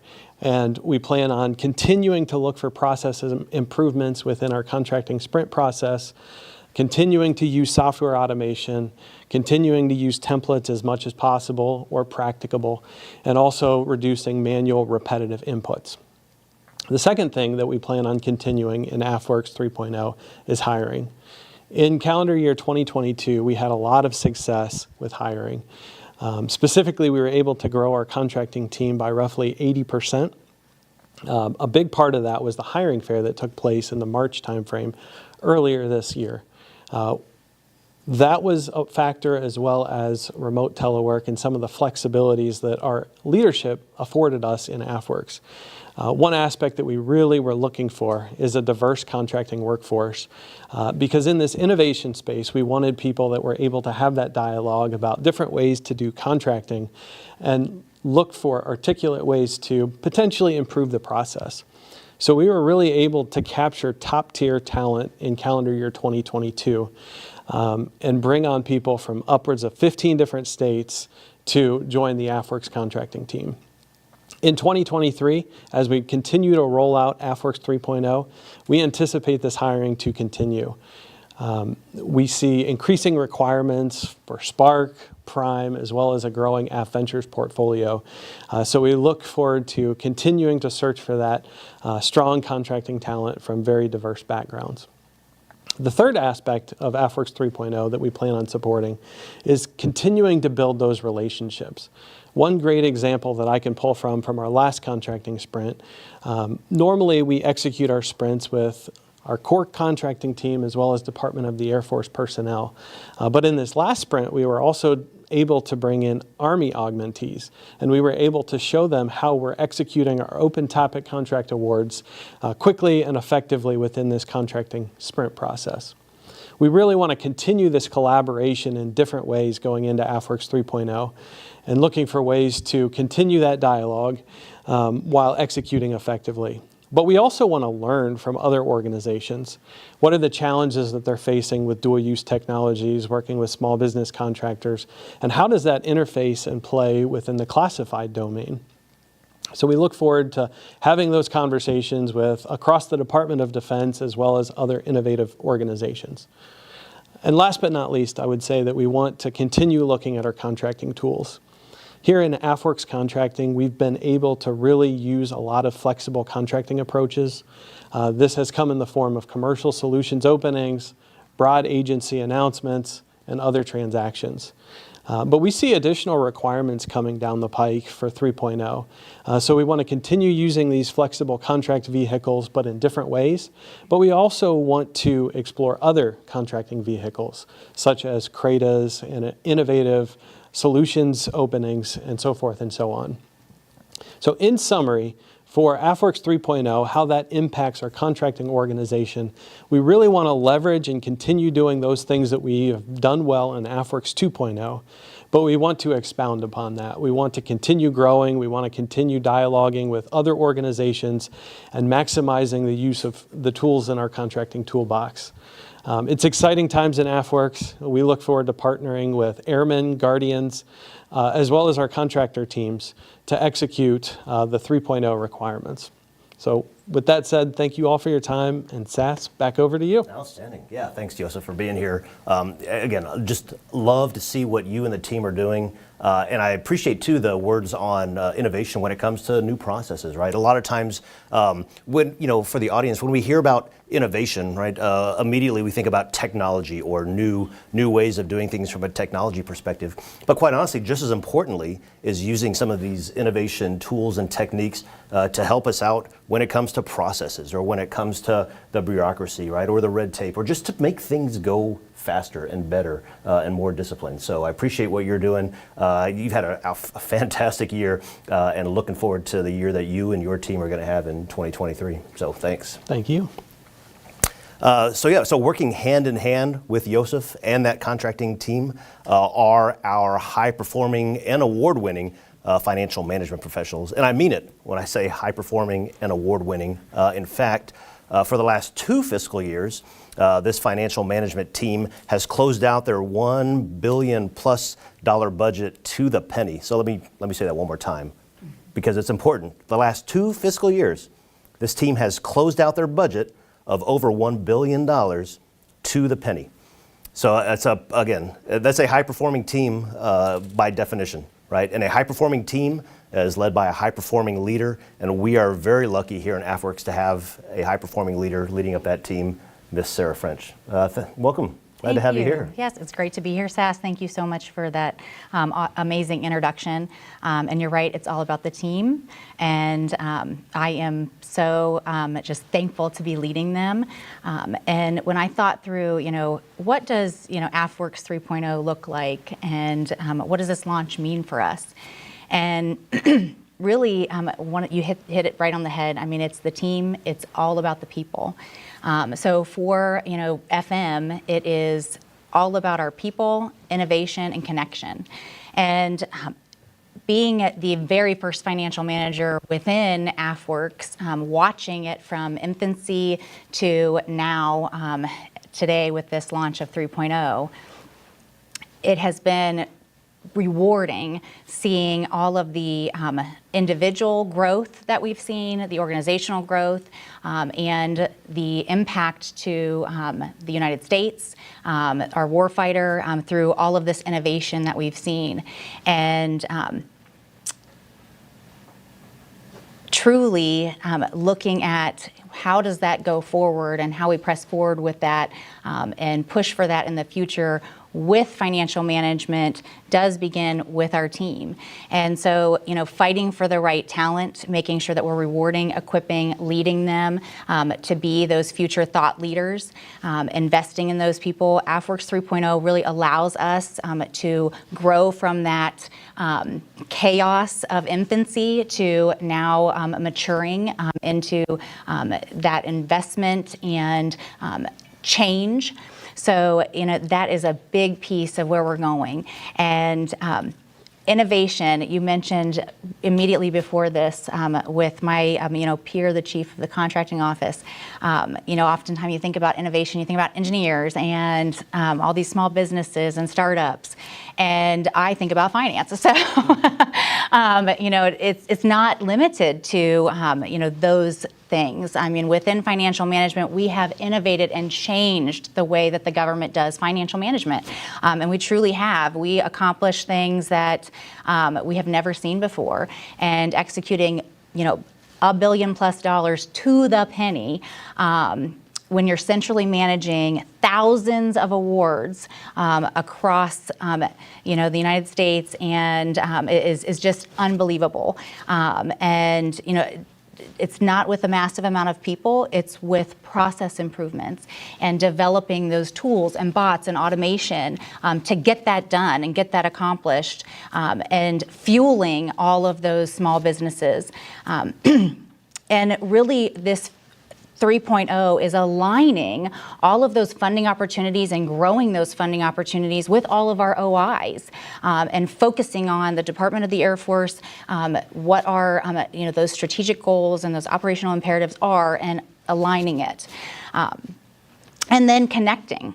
So, all of the different efforts that we accomplish within Afwerx, looking at our multiple program elements that we're managing and folding in Prime. Folding in our Prime program element under our financial management portfolio and managing that centrally in-house as well, to make all of those connections through, connecting all those innovators across government and industry and academia, and really at that speed that is required. Breaking ground in new areas and removing bureaucracy, removing barriers, and getting into classified areas is really something that we are going after in financial management to support and connect this overall 3.0 Afwerx view and path that we're down. truly, it's astounding to see all of these small dollars that sometimes we think of a $25,000 award being so minuscule, but those $25,000 awards and many times have led to what are now unicorn companies. And so, investing in those small businesses and technologies that have now changed the way so many things are accomplished is truly something amazing to be a part of. And so, as we move forward and press, my team, their innovative mindset continues. So as we mature, we continue to fuel the machine. We look forward to closing out at zero again, and we will continue to deliver speed with discipline. We'll account for every penny, and truly, we take this. We are excited to be here. We take this so seriously because we are the stewards of your dollars. And we will continue on that path. Awesome. Well, great. Thank you so much, No, Sass. thank you, Sarah.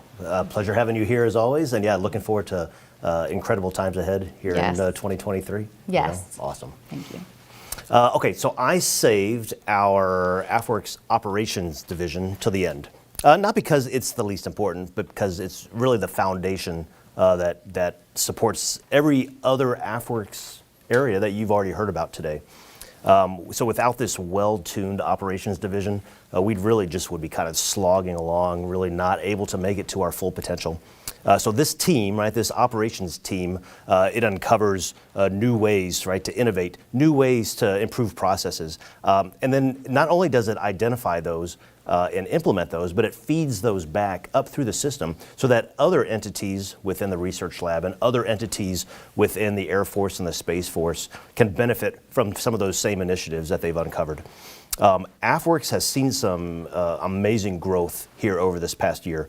And so that growth, as well as this operations team, have been led by Dr. Sean Gibbons. Dr. Gibbons, welcome, sir.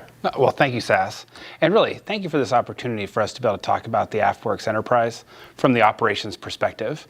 I mean, everybody, you've seen all the good work all the other teams are doing, which is amazing. And we really get excited about empowering that.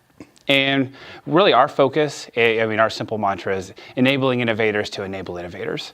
But really what that boils down to is enabling the Afwerx workforce to be able to enable the greater innovation ecosystem.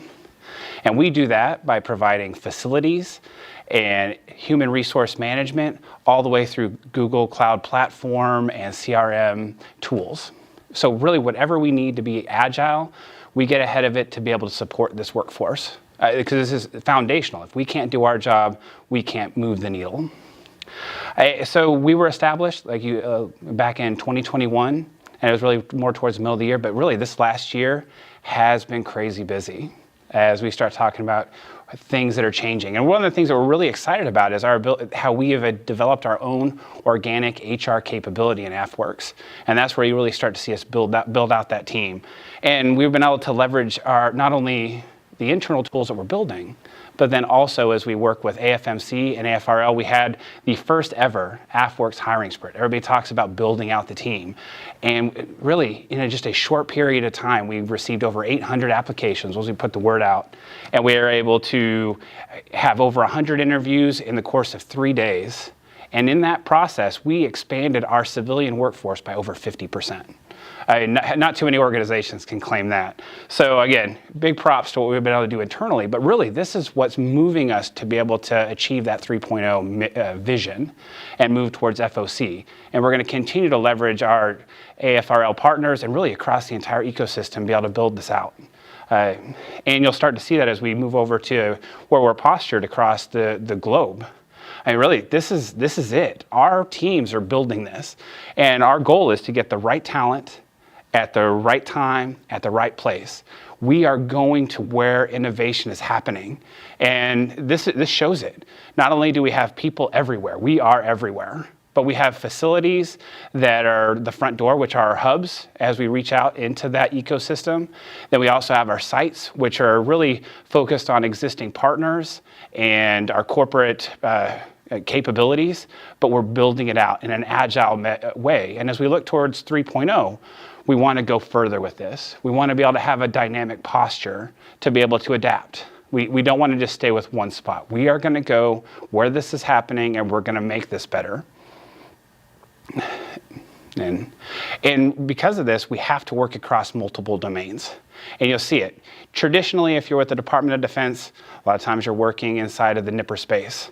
We work everywhere, because we have to connect the Department of Defense with commercial industry.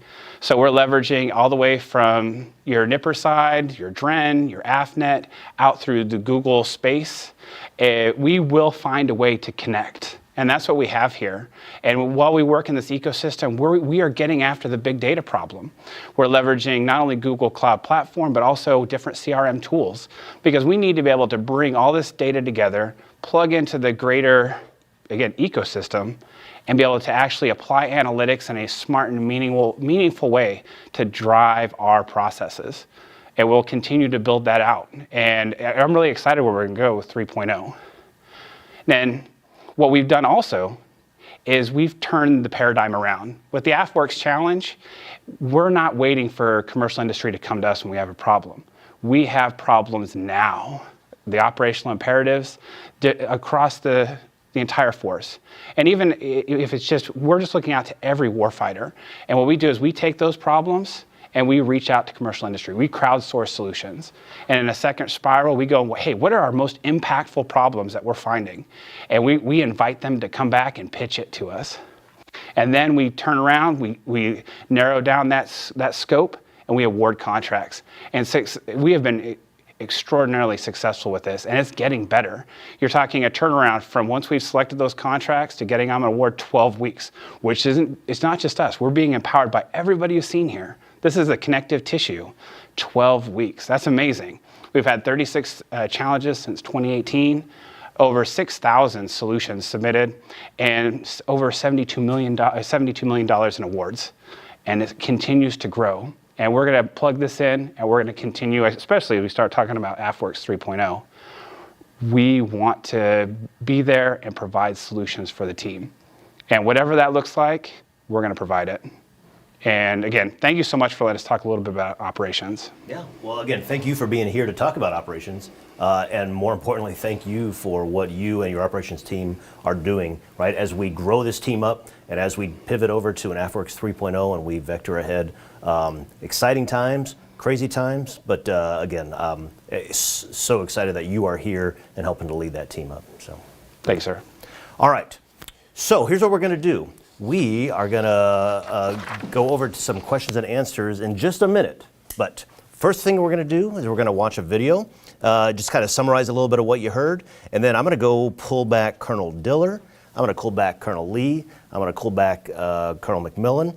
And then I'm going to have them all here for you to answer your questions. We've been monitoring the chat. We've been trying to take a lot of the questions and put them into themes so that we can get to hopefully quite a few of them. So thank you so far for what you're doing, for your participation, for watching, for being a part of this event. I'm going to break for about 90 seconds for the summary video, and then we will be back for questions and answers.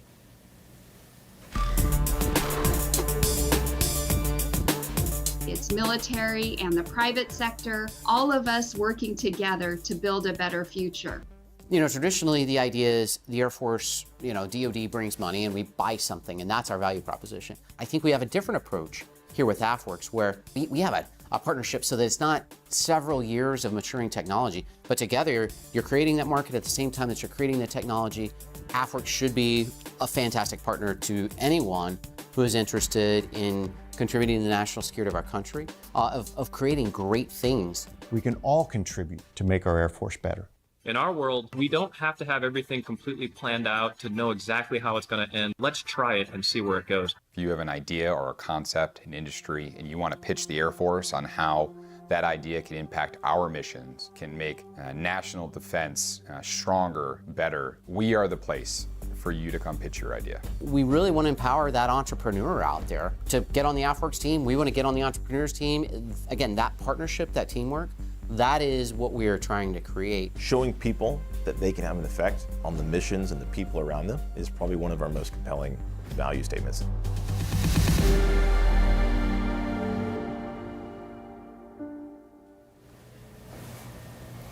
Excellent. Well, I hope you got to hear from all of our experts that the people who are really making this innovation organization continue to really exceed expectations in so many different ways. Our team who has been able to, in ventures, really create an entirely new open door across the Department of Defense, bringing in over 80% of the small businesses with venture backing for the entire Department of Defense. And so I think as you look at what Ventures has done, as you look at the connectivity to the startups, when you look in particular at some of the statistics of the amount of venture capital that is moved into aerospace defense, we see this as an incredible opportunity to collaborate and bring in a whole new set of companies with an entirely different DNA.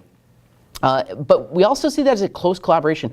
One of the things that I think is important to understand with Ventures, for $325 million of our large defense contractor funding has gone towards many of these companies that Ventures has been funding. And so that collaboration, when we look and zoom back just a little bit at why we're doing this, the strategic context, it's very clear from our Secretary of the Air Force that there is a critical need to think differently about this global competition. It's stated very clearly in our national defense strategy. And I don't think it could be articulated any better than by our own Chief of Staff of the Air Force, who says we must accelerate change or lose.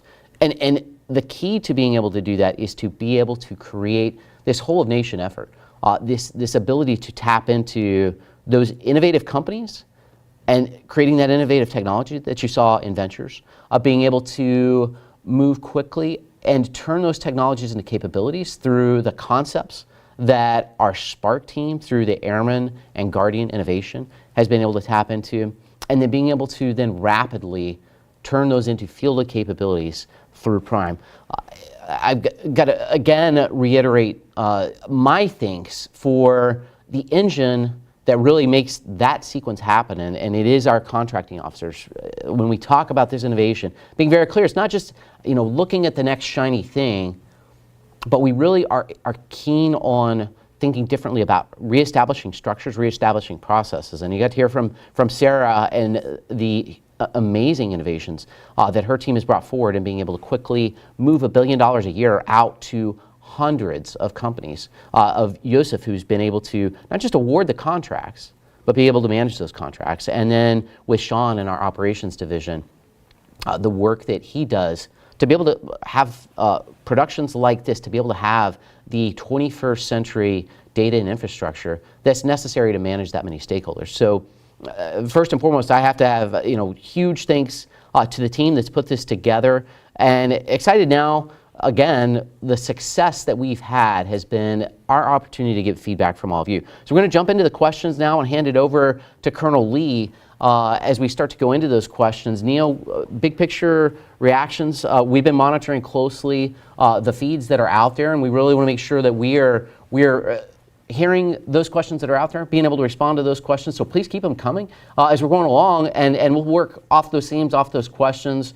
Neil, tell us what you saw out there. Yeah, thanks so much. And just a couple thoughts here. I mean, you hit it: accelerate change or lose, and this is how we do it. So watching private sector R&D, it's going so fast. There are so many innovative ideas out there, and we've really found something here that works. And our ability to get to those companies, to get a solicitation out, to get ideas moving quickly, and to transition when we can, it's being very effective. And so we're going to build on that. We're going to grow this organization into a full-up directorate so that we can execute that even better. Before we jump in here, Rock, I wanted to give you an opportunity as well. What do you think? Oh, super excited. You heard from the wider team. You heard about the great work that our finance, our contracting, our operations shop is doing. You heard about some of the great work that we've seen out of Ventures. Ventures continue to be a bedrock of the Afwerx organization and will continue to be. You heard about the talent the access to talent that we're seeing through Spark. And then Prime with its transition elements. I mean, it's just amazing what we've seen out of Agility Prime, what we've seen out of Orbital Prime. Of course, I'm going to be biased for Orbital Prime, but the future Prime initiatives that's coming down the pipeline. Come on, Autonomy Prime. How can we not be excited about Autonomy Prime? So great day, great event. Super excited for 3.0. I mean, this is going to be, you know, an exciting upcoming year. Great. Well, Sass, tell us what kind of questions are you seeing out there? Well, yeah. So let me tell you some of the major themes I'm seeing, right? And then we'll jump into some of them, right? So a lot of talk about scaling. A lot of talk about what kind of joint activities are going on. What are some examples of successes? Maybe a little bit about talent and capital, and then again maybe getting a little bit more into some of the specifics in each of the organizations, whether it's DevSecOps, whether it's things to do with Agility Prime or Future Primes, or some of the other SpaceWorks type things. So why don't we jump into it here? Maybe for Colonel Lee. What do you think? Here's a question: are there other Prime programs in development? Right, we've talked a lot about Agility Prime, talked a lot about Orbital Prime. There seems to be a lot of questions out there, both in the chat, but really just out in the in the general ecosystem about well, what's next? What are some other type of Prime activities that are going to be going on, and maybe touch on the Prime vision as well. Yeah, absolutely. I mean, you heard a little bit about Autonomy Prime, and the key here is, the primes they exist for a reason, and we're looking forward into the future, and we're looking for these potential game changers out there. These are technologies that are already in work in the commercial sector that, if we can accelerate them, will have pretty big effects for the Air Force and the Space Force. And so it started with agility. We took a look at eVTOLs. Who would have thought that we would have airmen flying electric aircraft so quickly? And the way we enabled that was by going out to the companies, opening up the air race, allowing vendors to bring in what they had, and then we partnered with the FAA, we partnered with our own airworthiness within the Air Force offices. We opened up the access to our ranges to do testing, and all of that activity allowed companies to bring assets in and accelerate the technology. We did that again. I've had the opportunity over a couple of months to travel around to a lot of these sites and talk to some of the companies and the work that we're doing. And another example, I know that it's not necessarily part of Orbital Prime, but if you look at some of the launch companies that we have out there, just through the Ventures program, going to a company that has a novel idea and being able to provide some funding so that they can execute and do work that they may not have been able to do otherwise without that funding, and then seeing how that brings additional private capital to allow them to accelerate. There are some technologies out there that are probably 3 to 5 years earlier to test than they would have been otherwise. So that's a vision behind Prime, and we continue to look forward and we look for other technologies. When we talk about Orbital, there's this idea that really any technology that could be used on orbit for servicing and manufacturing could do a lot of other things as well. If we're able to get out to small businesses who can contribute any piece of that into the equation, then having a demonstration done earlier provides options for the Space Force when they look at either acquiring a program of record sooner or, as is often the case with the Space Force, going to procure a technology as a service. So that's working really well. And so autonomy just makes sense. If you look at what's happening in the commercial sector, we have self-driving cars out there. There's a lot of different opinions about that, but bottom line is automation is here, it's coming. You're seeing it in all sectors of industry. Why wouldn't we look in the aerospace sector and look at ways that we could automate the roles across the Air Force, across the Space Force? So there will be a solicitation here in 2023. Look for it. It's going to give you an opportunity to come out to our autonomy proving ground at Eglin and test and demonstrate various technologies for automation. And then Vidaf, if you want to talk a little bit more, I mean, we did a lot of market research out there about other potential primes that we could do? Yeah, I mean, so I think that's an important piece. First and foremost, when we think about those other future primes, so one, getting that feedback from all of you is important, and that's really what helped us lead into the orbital prime activity is our second pass at this. When we look at these other primes going forward, so starting a little bit with history, some of the other things that we looked at microelectronics prime. Clearly that continues to be a challenge when we look at our systems that we have really across our entire Air Force. Those advanced microelectronics, that advanced processing is really critical. Are there ways still that we might be able to, everyone I think is now familiar with the CHIPS Act. So there's opportunity that we see for potential collaboration there. We looked at that.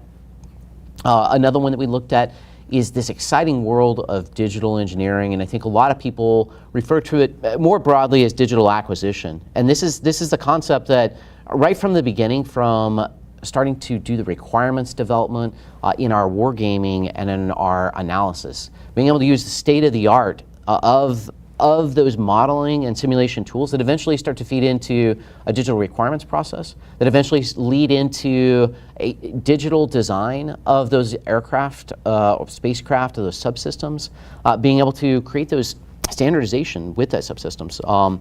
So that across this entire life cycle now, you've done this digital development, digital twins in the operations and maintenance, some of the testing, potentially being able to reduce the cost and time to test, and being able to do that just-in-time maintenance. So that concept of a digital prime and the opportunity to merge that software with the development of hardware, with the development of software, is very exciting. So those are a few of the things, and it goes back to this concept. The prime model is not built for everything, right? I mean, NEO here was a key in the B-21 program. SAS has got a test pilot in the F-22 program. We're not going to go develop those types of capabilities through, I think, that prime model. We're looking where is there alignment in an existing commercial market where we're not just being a fast follower, but we're almost doing this co-development in prime. Because if we don't do that co-development, right, when we look, again, that whole of nation capability in our Department of the Air Force, in our interagency processes, in the capital that is available out there, and then obviously the entrepreneur, being able to bring that forward together, identifying where there's high risk and which stakeholder in that whole ecosystem, that whole of nation effort, can maybe take risk at a different profile, at a different impact. And so you're sharing that risk in a way that allows an acceleration. And so I think that model is really clear and a really key thing. The space piece has been an exciting part of this. We dug into orbital prime. I don't know, Rock, other thoughts as we see, really over the last few years in the last few months with Ukraine, the ways that commercial space has been used. Tell us a little bit more where you see opportunity in the space sector for some of these other prime programs. Right. So, I mean, Agility Prime was outstanding in being able to unlock an entire market that was virtually non-existent. When you look at space and the space economy, and you look at the amount of opportunity that's out there for us to contribute in really unlocking that space economy, the potential for prime within the space layer is limitless. Because space, we're right on that cusp of really scaling so many different mission areas and technologies to get after, to help us not only be able to respond to the emergent threat, but also to help us, contribute to the whole of nation effort to truly build the space economy. If you look at what Space Systems Command is pushing forth now, this whole commercialization services office, the buy versus build. Prime, space primes in particular, plays a critical role in really informing Space Systems Command of that picture of buy versus build. If we're looking at areas that are far out, that are far-reaching, where we can contribute to building a space economy, whether it's through SIPR investment, STRATFI, TACFI, whether it's through offering access to our bright technical SMEs to help industry understand, some of the challenges that they may not be looking after, or whether it's leveraging government resources to begin to get after policy concerns that may create barriers of entry. The opportunity within future space primes are there. And so when we did our first broad brush market research analysis before we settled on orbital prime, there were other areas that we were considering. Areas such as internet and space, this hybrid data movement work. We're also looking at space power as another option. And then cyber, space cyber, and then even when you consider space cyber, you see some of the work that's going on with zero trust architecture, applying that to the space layer. So many exciting opportunities for future space prime initiatives. But as was mentioned before, this isn't a decision that SpaceWorks makes on our own. We do it with feedback from commercial industry. We do it with feedback from our senior leaders to understand how we're aligning with their priorities. And so, sometime in the near future, we're going to go back, do our market research, understand, what's going to follow up to Orbital Prime. Orbital Prime made a huge splash. We got to level up. What is going to be that next prime initiative? We're going to do our due diligence, do our proper market research, and understand where we can contribute best to not just military capability, but the space economy as a whole. Great, thanks. So tell you what, we just there's a lot of talk, a lot of discussion on Prime. This next question really now goes over to the ventures side. Neo, I'm going to put you back on the hot seat here initially. So it has to do with open topic, right? So open topic, it's shown pretty impressive transition rates, right, beyond some of these the traditional specific topics. So the question out there is, well, why go back, right? Why back? What's going to be different this time? Why move away from open topic? So what do you think? Yeah, good question, and I'd love to talk about this one a little bit. So bottom line is, yes, open topic, fantastic program because it provides the flexibility for us to go out and let industry present what their ideas are. And that's really, really important, but it is not the only type of innovation that we're looking after. There's a top-down element here where we do want to specify to some degree, here are some areas where we have challenges, and what do you have, and what can you propose in those areas? And so, like I mentioned earlier, this is about aligning priorities to things that are strategically important to the Department of the Air Force. So Secretary of the Air Force has 7 operational imperatives. These are areas that we need to put focus and energy towards finding solutions. We have a powerful tool with the SBIR program. We want to use that and use that as a way to help solve some of these problems. Now that doesn't mean that we're going to be exclusively doing specific topics only focused on OIs. However, there is a reason why we want to have a balance between open topic, between specific topic, and it's to allow that mix between top-down innovation, bottom-up. In addition to that, I saw, yes, how will it be different this time? So it is challenging with specific topics. It is not perhaps as fast as easy. There are some initiatives in the program. One of them is there's a very deliberate process that's been built by the Ventures team to create topics. It's now open to the entire Air Force. So like I said, again, from the get-go, all of those stakeholders between the warfighter and the technologist, connecting all of those dots. This includes our MAGCOMs, this includes our requirements owners, this includes our operators. The ability to open that up to the Air Force, provide the training, and have a very deliberate development cycle to produce these topics, which then go to OSD, which then become part of our solicitation, which will become a routine that we do 3 times per year to provide that continuous option to access and provide proposals there. So that's the direction we're headed. Again, it's the 40% open, 40% specific, 20% in the StratFi, TACFi that we're targeting, and we think we've got a good model and some good new processes to go get after that. Outstanding. All right, I picked on you twice in a row, so I think I'll pick on Vidaf now. This question has to do with lots of tangential, let's call them, innovation organizations out there, right? From different services, different works, right? There's a whole bunch of out there, and more of them kind of sprouting up every day. So maybe talk about that. Talk about how does Afwerx interact with those? How does Afwerx interact, say, with OSD, right? The Secretary of Defense, to make sure that some of these innovations that we're doing are actually being viewed and leveraged the right way. Yeah, absolutely. So, we just, I think, have to continue doubling down on that piece about partnership. That the idea that, if we look across this innovation space, clearly, among our different services, we've got, obviously here in Afwerx, with the whole Department of the Air Force, we've got great partners in Naval Academy, Army Futures, specific Army Applications Lab. In OSD, they help us run that SBIR program. The DIU team has been 100% linked in from the beginning, right? Largely that initiative that was started by Secretary Carter, that really helped kind of create this first opening, thinking differently about working with industry. So really incredible lessons learned. The Strategic Capabilities Office, the new Office of Strategic Capital, all of those at the Department of Defense level, and that partnership is going to continue to grow.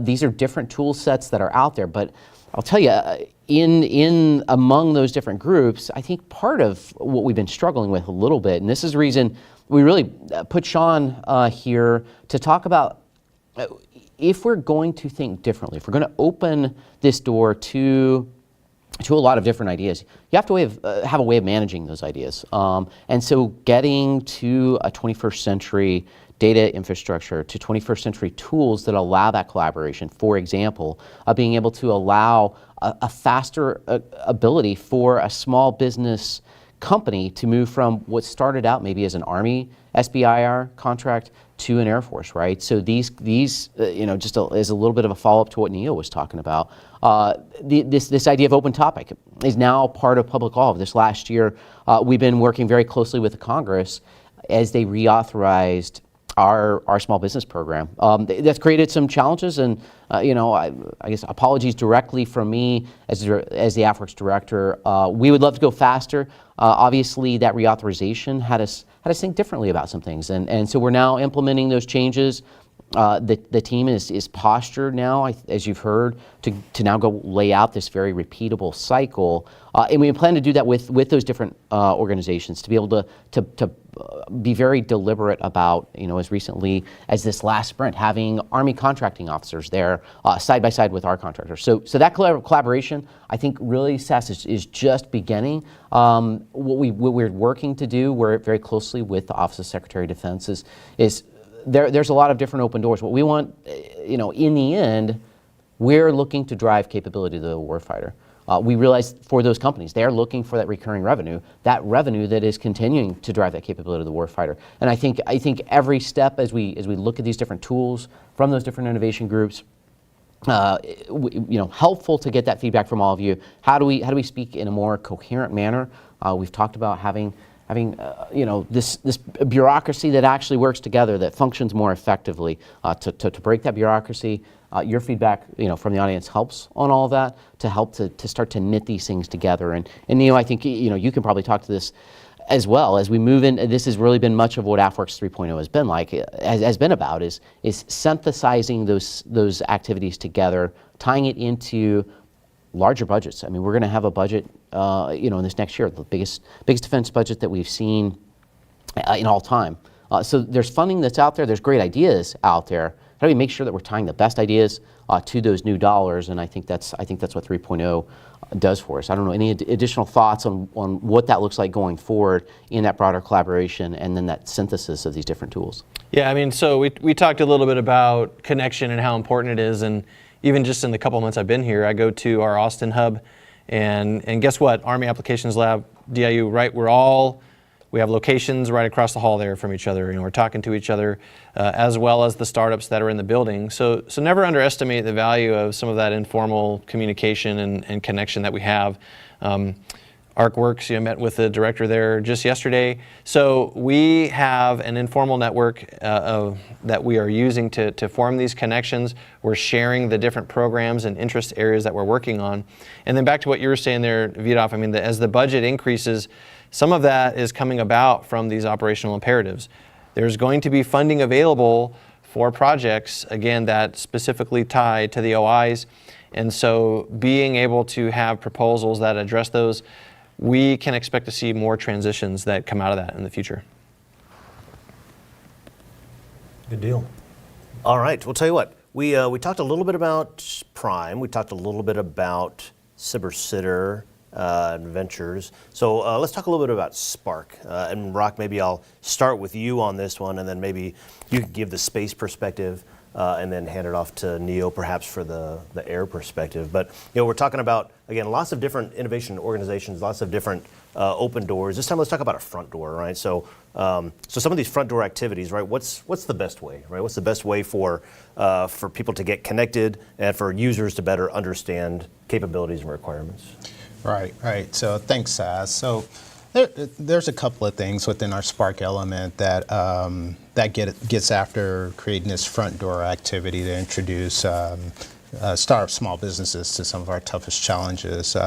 Spark Panel did an outstanding job today, by the way, in helping to educate some of the things that we're already doing. So I just want to expound on some of the activities that they already have going. Just to reiterate the best ways to plug in. So first off, for SpaceWorks, our focus really is on Guardian, the space operator.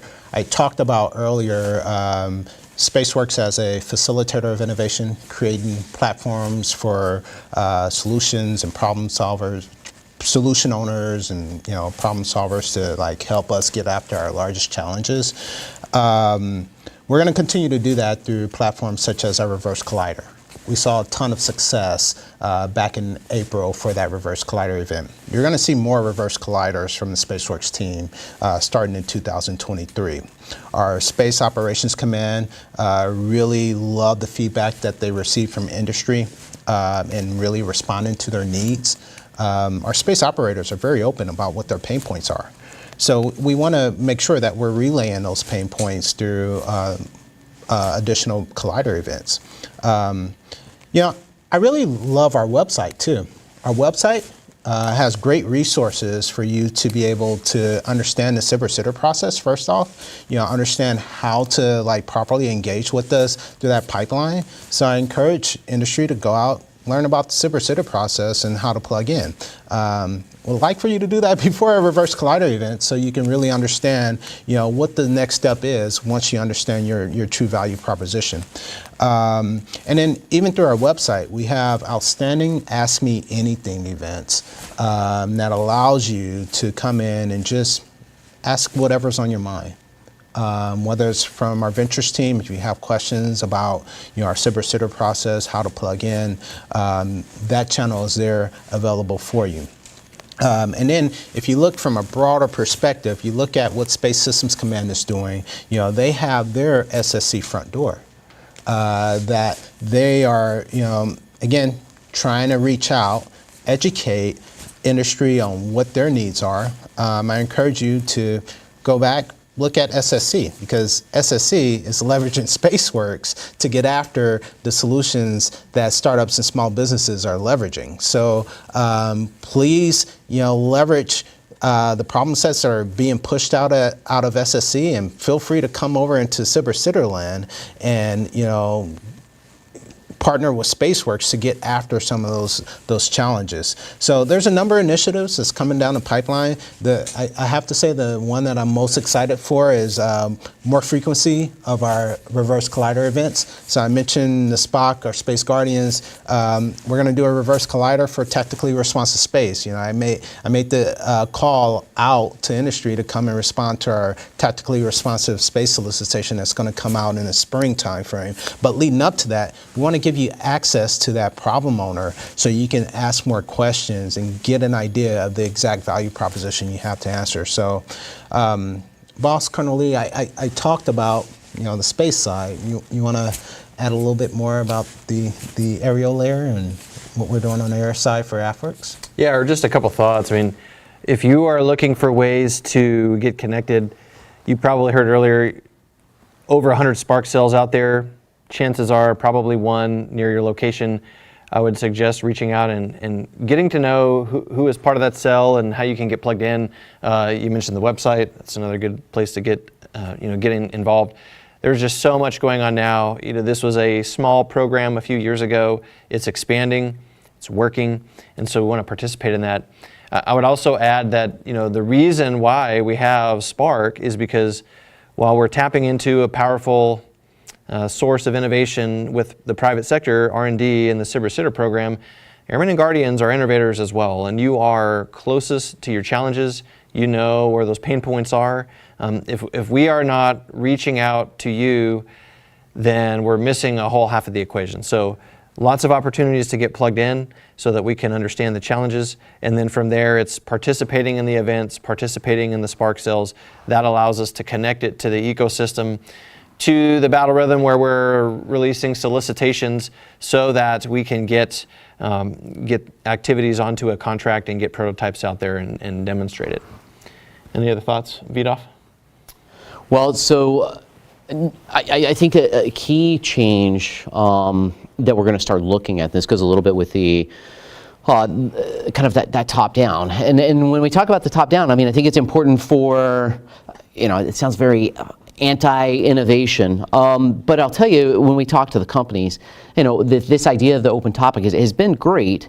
But what we want to do is to be able to provide a little more clarity on the tools and on the funding that's out there. And so I think that top-down piece is helpful. The other thing that we want to be very deliberate is, again, it's transition. And so you heard Riddler talk a little bit earlier when he was as a Spark lead overall. How do we take these concepts and make sure that there's a quote that's been attributed, an idea of acquire to require, and this idea that we're thinking very differently about our requirements processes when we work in this space. That we're not necessarily, so I get to spend a couple of years on the joint staff where we ran brought new requirements into the Joint Requirements Oversight Council, and right, these stacks of documents that would take many years to develop. So we're thinking differently about that. And so when we think about this connectivity with the Airmen and Guardian, so very specifically, we have over the last year or so started having these regular collider events. We're gonna pick that back up. We're gonna tie those collider events into these larger operational imperative efforts. Where as we look at Prime, being more deliberate about some very clear milestones that Prime can get to when we're talking about autonomy Prime. How can we show very deliberate milestones? When we launched Agility Prime, we're talking about an entire market of electric vertical takeoff and landing aircraft. Right, this is a multi-decade effort to mature those. The way we think of getting to that multi-decade effort of an entirely new world of democratized air travel, when we think about a world where we're really employing autonomy to create operational advantage in the battle space, the only way of getting to that is those inch stones that turn into milestones. And so I think this 3.0 effort has been an opportunity to focus on those inch stones, and those inch stones require that we are actually going out in a very iterative manner with companies and with the user community, in between having that acquisition capability, so that when the company says, I've got this new technology, the user says that's close. How do we iterate on that very quickly? And so I think a key part of that 3.0 discussion is building out those Spark cells. So that we're getting that frequency of interaction. I mean, we've had a couple of our companies, one of our StratFi companies, said that just the interaction, when we look at how do we provide value back to the innovation ecosystem, to the investor and the startup, obviously there's this thought that, we're issuing $1 billion a year. That's a help. In many instances, though, we've heard that a lot of times it's the non-monetary value that we bring back, and our airmen, many instances, are taking a piece of technology and potentially identifying not just an incredible use for military, but in some instances, just that interaction, identifying some of those other commercial market use cases. And so we've had companies come back and say, hey, this engagement, that in and of itself, that's solving problems, that's accelerating technology, it's bringing it to our Airmen and Guardians, and it's taking it to a commercial market, which is critical for us. So again, I think it's kind of where Afwerx started, and I think there's so many different ways of leveraging that capability as we go forward. Outstanding. Well, tell you what, why don't we do one more kind of big overarching question, and then what we'll do is maybe transition into some sort of like a lightning round where we kind of hit a whole bunch of things. How does that sound? So, and by the way, for all of you out there, thanks for the questions. Keep them going. We will do what we can to kind of take these questions, especially the ones we don't get to, and wrap them up in some sort of a document to get out to you. Because let's face it, I mean, we crave your feedback. That's how we get better. That's how we help everybody else get better as well. So let's see. How about this one? We talked a little bit about open topics, specific topics, but how about big picture? And Neil, I'll throw this one back to you, right? So big picture, right? Today we're talking about Afwerx 3.0 and the launch of 3.0, but what would you summarize as the main differences, right? As you're making this 2.0 to 3.0 type of a transition, how would you, almost just kind of overarchingly describe that to the audience? Yes, that's a great question. Good opportunity here to circle back. So I wanted to talk about it kind of two ways, right? So there's on the acquisition side, what is changing with our solicitations? That's important. The fact that we are looking at specific topics as they tie into the OIs. There will be opportunities for classified programs in the next year as we continue to work on the details of that. We're not going to talk about that too much today. So that hits on some of it, right? And it's just, you're going to see solicitations that on our side more specifically and deliberately involve Spark from the beginning. So Airmen and Guardian, challenges, those type of activities that you heard about under the Spark program being used to help curate the problems as they get rolled out into these solicitations. So that's a difference. There were some questions about how are we bringing in more companies and how is that different? Part of that has to do with a growing budget that we have, as well as our continued outreach program where we're looking to reach more small businesses who've not worked with the government before and bring them in. So there's going to be opportunities for that. But also on the inside of the organization, remember that we're growing. So as we scale up to an organization that is going to be somewhere between 200 to 300 personnel in a directorate, it's bringing in those tools you heard about during the ops section. It's organizing around a model that allows us to be more efficient with our contracting, with our finance, with our program execution. So that's a part of 3.0 that really has to do with how we execute our mission as a technology directorate within AFRL. That gives us more reach back into the labs, into the expertise there. I would say more direct reach back because in some ways where we weren't before, we are starting to become more embedded with the lab and have access to the personnel and the expertise that's there. So that's a big piece of it. And then like we said, external to the organization, new primes that are coming out, more specific topics that address the OIs, and then some of those other activities that you heard about how we're going to synergize those divisions, which will have the effect of getting us to more transitions and faster transitions. So, good deal. Thanks.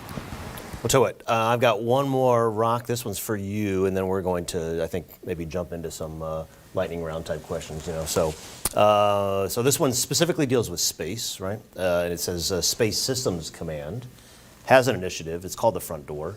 And through this Front Door initiative, companies can submit ideas, be provided a Sherpa to help them navigate the Space Force developmental ecosystem. So what would you say to the audience out there? Are you tied in with this? How should they proceed? Should they go follow that lead or turn to you? What do you think? Thanks. So this term Sherpa is entirely not new to SpaceWorks. If you ever jumped into our pitch day pipeline to come and partner with SpaceWorks, you were assigned a Sherpa. that Sherpa guided you through a 8 to 12 week curriculum that helped you to understand your value proposition by introducing you to customers, potential customers. So what you see from the Front Door Initiative with the Sherpa program is exactly the offense that SpaceWorks has been running since inception. And so SSC Front Door is tightly partner with SpaceWorks. We are part of that SSC Front Door as a tool that they can leverage. That Sherpa program was prototyped by us within SpaceWorks and scaled across SSC. So this is an innovative idea that we executed, and we saw a major command come and say, you know what, we really like that. We're going to scale that, and we're going to apply it across the enterprise. And so I really love the fact that SSC took an innovative idea, scaled it across their command, and they're continuing to use it. Those Sherpas will give you access not to just SpaceWorks, but to the SPEC OT Consortium, to the Commercialization Solutions Office, Space Systems Command. They're standing up a Warfighter Integration Office. So there's a wide range of offices and program offices that you get access to through the SSC Front Door. And again, Sherpa program, I take a lot of pride. It's working when someone takes the idea, scale it, and now implement it. So if you're looking for an end user, end customer, I highly encourage you to leverage the SSC Front Door. If you want to plug into their program offices, understand their pain points, and if you're a startup or small business, the program office would love to hear you say, hey, we're just trying to get an idea of what your pain points are, because we want to go and pursue an SBIR initiative to get after your pain point. So so we're closely tied, partnered, part of that SSC Front Door. Outstanding. Well, good. We'll tell you what. I feel like you've all been on the hot seat, right? So why don't I just take one, right, to let you all catch your breath. I saw one in here about, we were talking a lot about SBIRs, but what about STTRs? And is there a better way to maybe use those, partner with those? What are some thoughts, right? So what I'll do is I'll actually take this opportunity to give a shout out, right, to the AFRL Regional Hub Initiative. And what that is this is the Air Force Research Lab that is now partnering with a whole bunch of different organizations in 2 different regions. So one is, at least right now, headquartered up there by Cornell University in Ithaca, New York, and then another one out in the Midwest in West Lafayette, Indiana with Purdue University. And the thought here is, how do you get some of these really impressive research institutes out there and get them to partner with the research laboratory, get them to partner with small businesses, get them to partner with other innovative companies out there on the technical side, and specifically look at problems that you find the expertise in those regions, right? So, so I would say looking forward in 2023, this Regional Hub Initiative, which just kicked off this prior year, is going to keep pushing forward. So if you're not familiar, recommend look into that and see if there are opportunities there to leverage the STTR piece of what's going on, because I think you'll see a big push for both the Cornell focus and the Purdue focus moving forward on that, and Afwerx is certainly engaged in both of those as well. So while you're on the hot seat, Sass, I want to dig into that a little bit, because I mean, talent. You've been here with Afwerx for about 2 years now, and have brought in some incredible talent to this team. Can you talk just a little bit more, a couple of things that are out there? One, I want to make a plug for this Gig Eagle idea, this idea of being able to quickly access a lot of our reserve talent. Talk just a little bit, what's been the process of building this team? And when Sure. you showed up to the team, as a handful of folks, and now, 300, a couple hundred, almost 300 now with some of the government support contractors. Tell us what's been the approach to bringing in talent. What did it look like to continue to build out the talent on this team? Yeah, well, so let me first and foremost say, right, that we have had outstanding support from our parent organization, the Air Force Research Laboratory, because we can't do anything in a vacuum, right? We just can't go out and make things happen without fantastic support from them. So huge thanks to the research lab for what they've done to help us out and what they're going to be doing as we push forward to helping out as well. I tell you what, it's pretty interesting, right? When you have the ability to cast a wide net and find the right talent, and I think somebody said it before, the right talent in the right place in the right time. And what's neat for us is the right place may or may not be location agnostic. You know, a lot of times from a traditional tech development perspective, you focus on a certain geographic area, right? So for the majority of the research lab, for example, you may focus in the Dayton, Ohio region, right? Or you may focus out in the LA region for space, again, in general. What's been nice for us is we've had the flexibility to kind of look elsewhere and not necessarily be tied to a certain geographic area. So that does a couple things. Number one, it helps us find people and find talent that might not normally be around in that geographic area, or might have ties to a different geographic area, or have other ideas or other reasons to stay. The other thing it does is it really opens up this pool of talent to people that maybe traditionally wouldn't be able to work with the Department of Defense or with the Air Force. Certainly during this hiring sprint that we did back in the March to May timeframe, one of the areas of talent that we really looked at were military spouses, because traditionally, as many of you know, military spouses move around with their spouse depending on where the next assignment is or where the next permanent change of station or PCS is. Because we have the opportunity to offer some pretty flexible type of schedules with regard to locations or teleworking, we were able to capitalize on that pool of talent that was traditionally overlooked. And a lot of those people had a lot of fantastic background and experiences that really aligned with the things that we were doing. I think the other thing that makes it kind of pretty unique for us is that we don't just focus on, say, one specific type of person. So we certainly have scientists and we have engineers, but we also have people that are very well versed in program management, in contracting, in financial management. But then really beyond that, when you think about private industry, or you may think about banking or investments, or even people that come from traditional research institutes over on the academic side. Just a wide range of talent that we're looking for.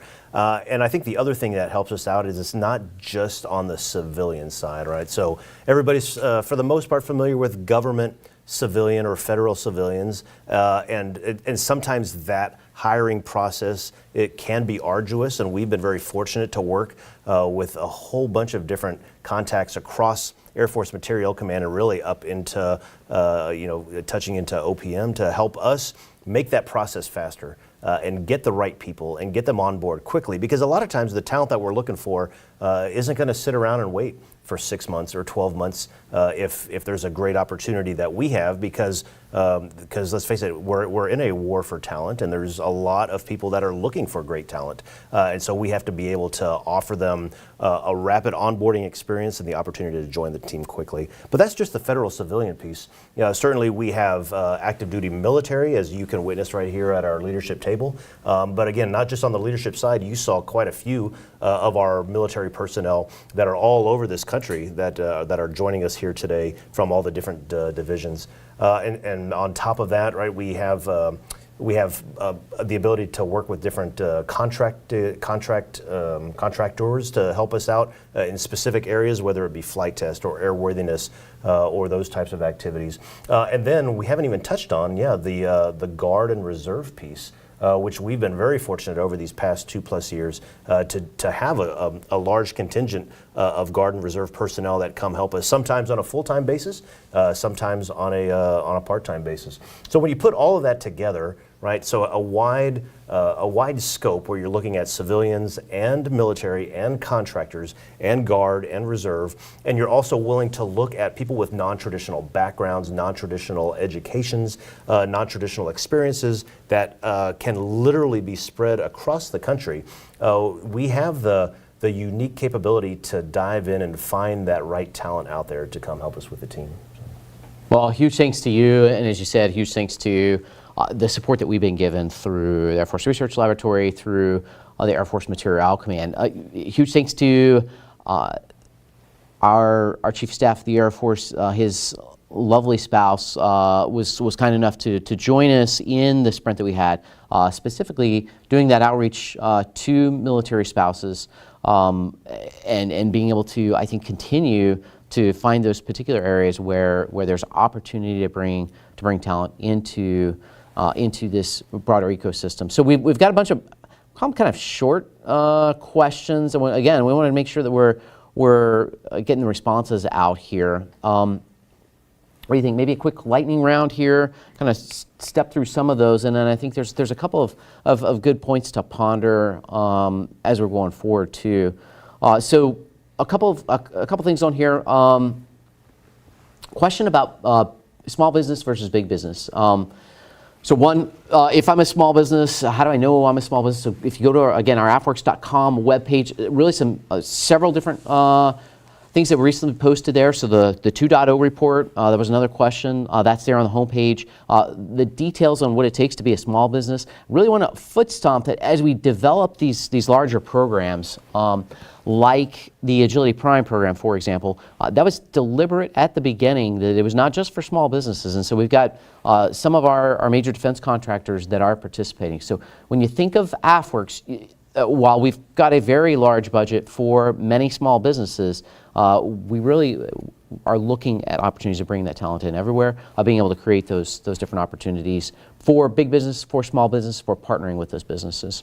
The in-person demos, we talked to the success of the pitch days. I don't know, what do you think? Pitch days for 2023, Neo? Yeah, absolutely. It's working, right? And like we say, with the as a learning organization, when we do something that works, we're going to continue to do that, and we're going to incorporate that into our process and institutionalize it. So look for more of those. All right, well, back on rapid response here. Air Race to Certification. This came out of the Agility Prime program. Going to stand that back up. We started the Innovative Capabilities opening. What does that look like for 2023? Neo? Yeah, so I mean, we're talking agility here. Yeah, the Agility Prime, the other agility is not over, right? Agility is, there are still companies out there that are working on technologies that we would like you to come and bring what you have. So we're going to extend the Air Race. We're going to continue to make that program because we're not done with the eVTOL concept. There are a lot of places that can go across the Air Force. It has value. It contributes towards the OIs. So absolutely, look for that in the future. All right. Next up.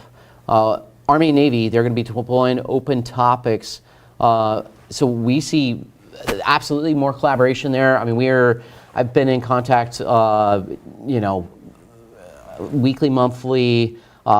We've got many collaborative spaces. So as they start to create this open topic, that it starts to go across the joint space, across potentially the broader government space, absolutely opportunities. If you see that we're not taking advantage of those, I definitely welcome, and I did mention too, to follow the new Afwerx director on LinkedIn there. You can reach out to with your ideas there. You've got places as well to post your ideas on the Afwerx.com webpage there. You'll see these slides that will be posted there as well, that with the video. So make sure that you're reaching out to get that information, looking at the webpage to find those additional opportunities that are out there. Questions about TACFI, StratFi? So there's work that's happening, as I mentioned, the reauthorization. A significant amount of our time over this last year was put into making sure that our 535 board members that all live in our United States Congress were satisfied with the way Afwerx and with the rest of the federal government was working with the small business program. It was reauthorized.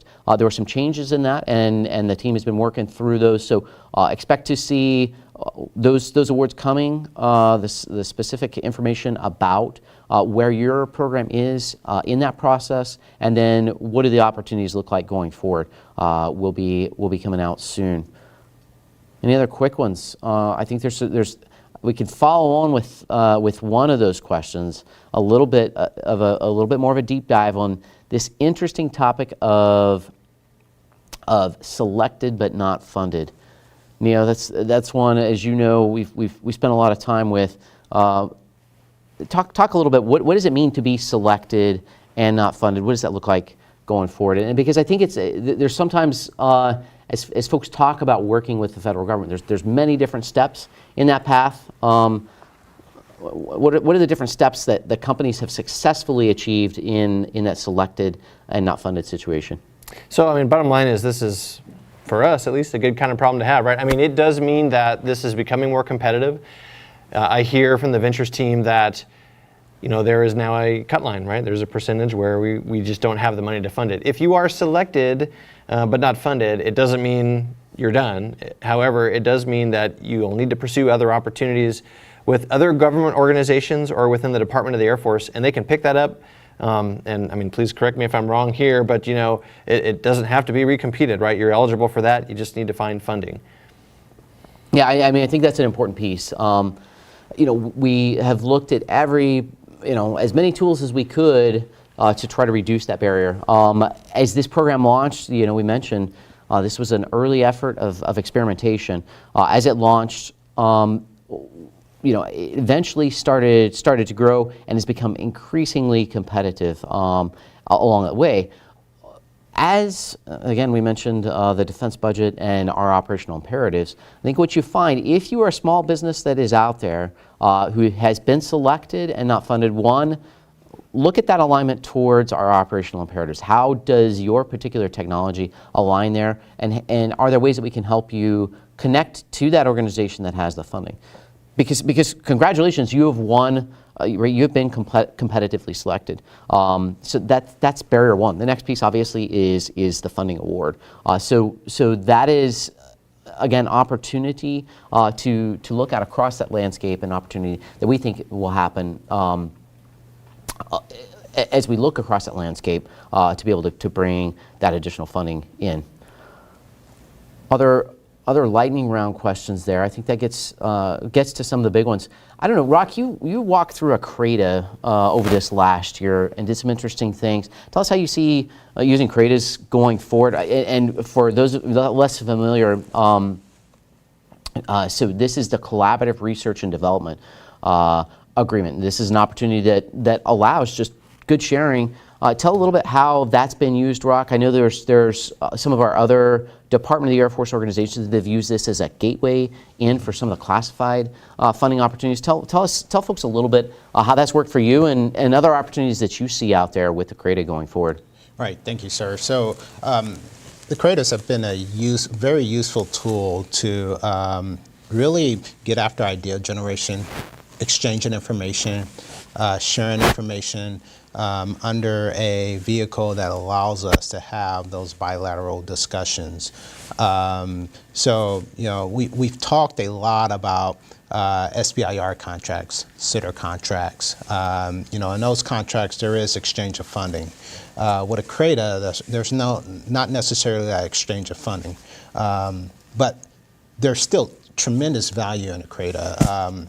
This last year, we experimented with CRADAs with venture capital groups to be able to set up a framework to have a dialogue about here are some of the things that we're interested in for the space architecture, and getting feedback from the venture capital groups on some of the things that they're seeing within commercial industry. Out of those CRADAs, ideas have been generated. Getting an idea of, what the market looks like, as a market research tool to better understand the market, has been valuable to us. Understanding what technology areas are truly venture backable for startups. That's been clutch. And being able to give that feedback to some of our acquisition leadership, especially when you're beginning to talk about some of our strategic financing opportunities that we're looking at. When it comes to, just having that more classified discussion, we've seen CRADAs used to be a gateway of entry to set up a framework again to have those classified discussions. So back at Space Systems Command, their special programs director, or what was their special programs director, often leveraged CRADAs to have those conversations about particular capability that they're looking for at a higher level. Of course, there's some things that needs to be, in place in hand before that CRADA is signed. But again, CRADA gives us the opportunity to just simply have the conversation without an exchange of funding, to share information. And we find it valuable. And our partners that have been on the other side of CRADAs have found it just as valuable. Yeah, so I think that's a really important piece, and Seth, maybe this is worth going back to you, because when we look at innovation, again, it's not just the shiny objects out there, but to some degree, and as we've looked at the development of Afwerx 2.0 and 3.0, again, really excited about the fielding of new capabilities. When we look at the challenges that lie ahead, when we look at the speed that we see technology moving, and this is stated, I think, very clearly in our Chief's Accelerate, Change, or Lose, it's not just about our standard cost, schedule, performance metrics, but it's actually restructuring relationships, it's restructuring processes. So I'd like to get your perspective on this. Before you were the Deputy Director of Afwerx, you were the overall Chief for Prime, and as you know, Prime, it largely attacks kind of the challenges and the opportunity for innovation in processes. Built into AFMC, the Air Force Materiel Command, so many strategic capabilities, from being able to have some of the most exquisite S&T labs, having our test and evaluation, amazing ranges with test infrastructure, and most importantly, the talent of those testers that are out there. Obviously, the Lifecycle Management Center, looking at our Sustainment Center. Nuclear Weapons Center has been doing some of the, maybe the most, in a very structured environment, some of the most amazing innovation. Tell us the challenges you ran into, successes that you think you were able to achieve, and where do you see opportunity going forward in that process innovation piece? Yeah, no, thanks. Yeah, you're right. I think we foot stomped this back during the operations division talk. But yeah, I mean, innovation is not just technology. In fact, if we get this great technology that comes through and we don't have the opportunity or the ability to get it quickly through to transition to a user, well, then it really just ends up sitting on the shelf, or it just gets thrown off to the wayside. So let's talk challenges quickly, right? So yeah, challenges were you're faced everywhere you go, right, with just difficulty in traditional methods of having to get things through. So I think the one place that we started off trying to make a difference was on the airworthiness piece. So airworthiness, especially when it comes to electric vertical takeoff and landing vehicles, just had really never been done. And so that process is out there. That process is defined, but it maybe not 100% applicable to what we were looking to do. And so our challenge was, how do you take an existing process and how do you pivot it and have it relate to the problem that you are working on, and then on top of that, how do you make it go quickly? And so that was our challenge, and I think our success was finding the right people with the right mindsets that had the right connections to figure out, all right, where can we take this process and make it fit what we're looking to do. And so not only did we reach out to some of our other AFRL directorates, we were able to reach out to some experts in the field. We were able to reach out to the Federal Aviation Administration, even able to reach out to NASA and find experts there at NASA that were very, very familiar with this airworthiness process. And so what we were able to do is take all of them, bring them together, and highlight not just, not just complaining about the problem, but going, look, here is a problem that we are facing. We're looking for a solution for us. But we also need that solution to be applicable going forward. How can we all work together now to, number one, solve it in the short term, but then number two, make sure that things are ready to go in the long term as well. And so that was probably one of our bigger successes, was taking that process and applying it to electric vertical takeoff and landing vehicles. And we successfully got 4 of them, I think, through the airworthiness process in the span of 12 calendar months. So we found that to be a huge success. And what we're going to try to do moving forward is taking what we learned there and scaling that then to other things. So things like ATOs, right? If you're familiar with authorizations to operate, right? Again, another big process that's out there that impacts a lot of people, including us, How can we take some of those lessons learned and get that type of a process going better? Maybe taking digital principles and applying them to airworthiness, applying them to ATOs, and looking for trusted type solutions to help us get through that process. So there we go. I think those are some of the big things that we're looking to do here going forward.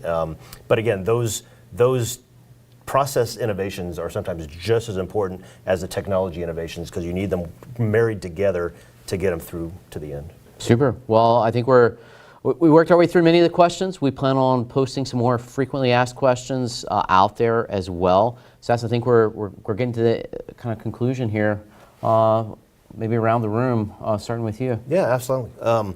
Let's see, number one, right, huge thanks to Vidaf as he gets ready to go, and a huge welcome, right, to Neo coming in. Number two, huge thanks to all of you out there that spent your Wednesday with us. And I think in some cases, I think we have some friends out there that are probably Thursday right now, based on what we heard. So thanks for spending your Wednesday and or your Thursday with us. And then number three, I'd say, keep giving us that feedback, right? There's lots of avenues to provide the feedback, because ultimately what we're trying to do is just help everybody get better, right? And look for ways to improve, look for ways to innovate, look for ways to get better, right? And so whether you visit our website, whether you send us messages online, don't be afraid to reach out. Our team is here to get that feedback. We crave that feedback. So thanks for being with us.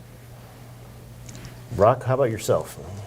Yeah, so first off, thank you to all of our partners that's online that have joined us today. Your continued interest, your continued engagement with the Afwerx team, with the SpaceWorks team is one of the primary reasons why we're still here.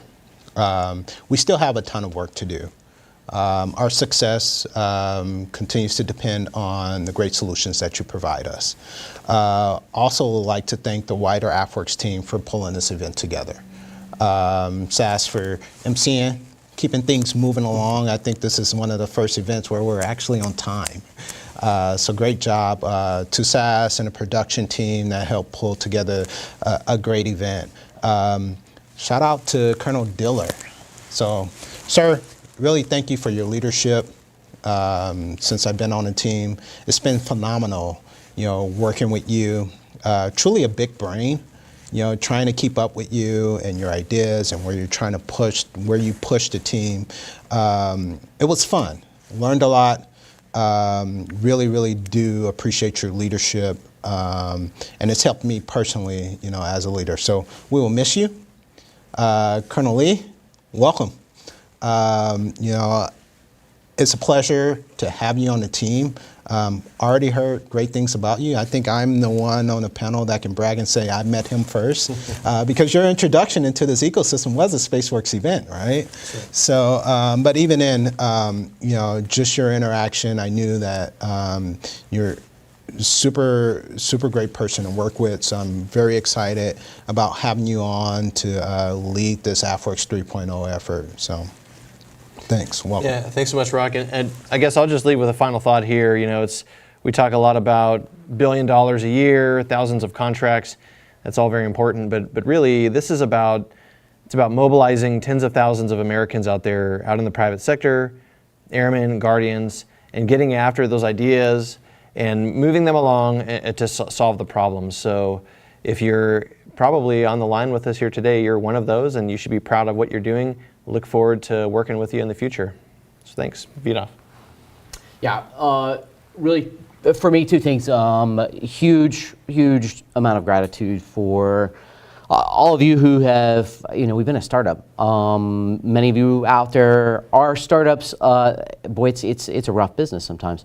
So thanks for your patience. Thanks for sticking with us through some of those challenges, allowing us to hopefully drive you to success, drive us to success, and drive our nation to success. Thanks most importantly to the team who's pulled this together. Certainly today, and for those first folks who started Afwerx in its 1.0, for those who have made it through this merger in 2.0. Huge gratitude for all of that. And then lastly, just huge optimism, right? There's challenges around our world today, but when I look at the innovation in the ecosystem, when I look at among the entrepreneurs, when I look among our entrepreneurs, I think America can sleep well at night knowing that there's folks working on that, and in particular, great leaders like Neil. So thanks for that partnership. Thanks for being here with us, and thrilled to see what you all do in the future. Have a great day.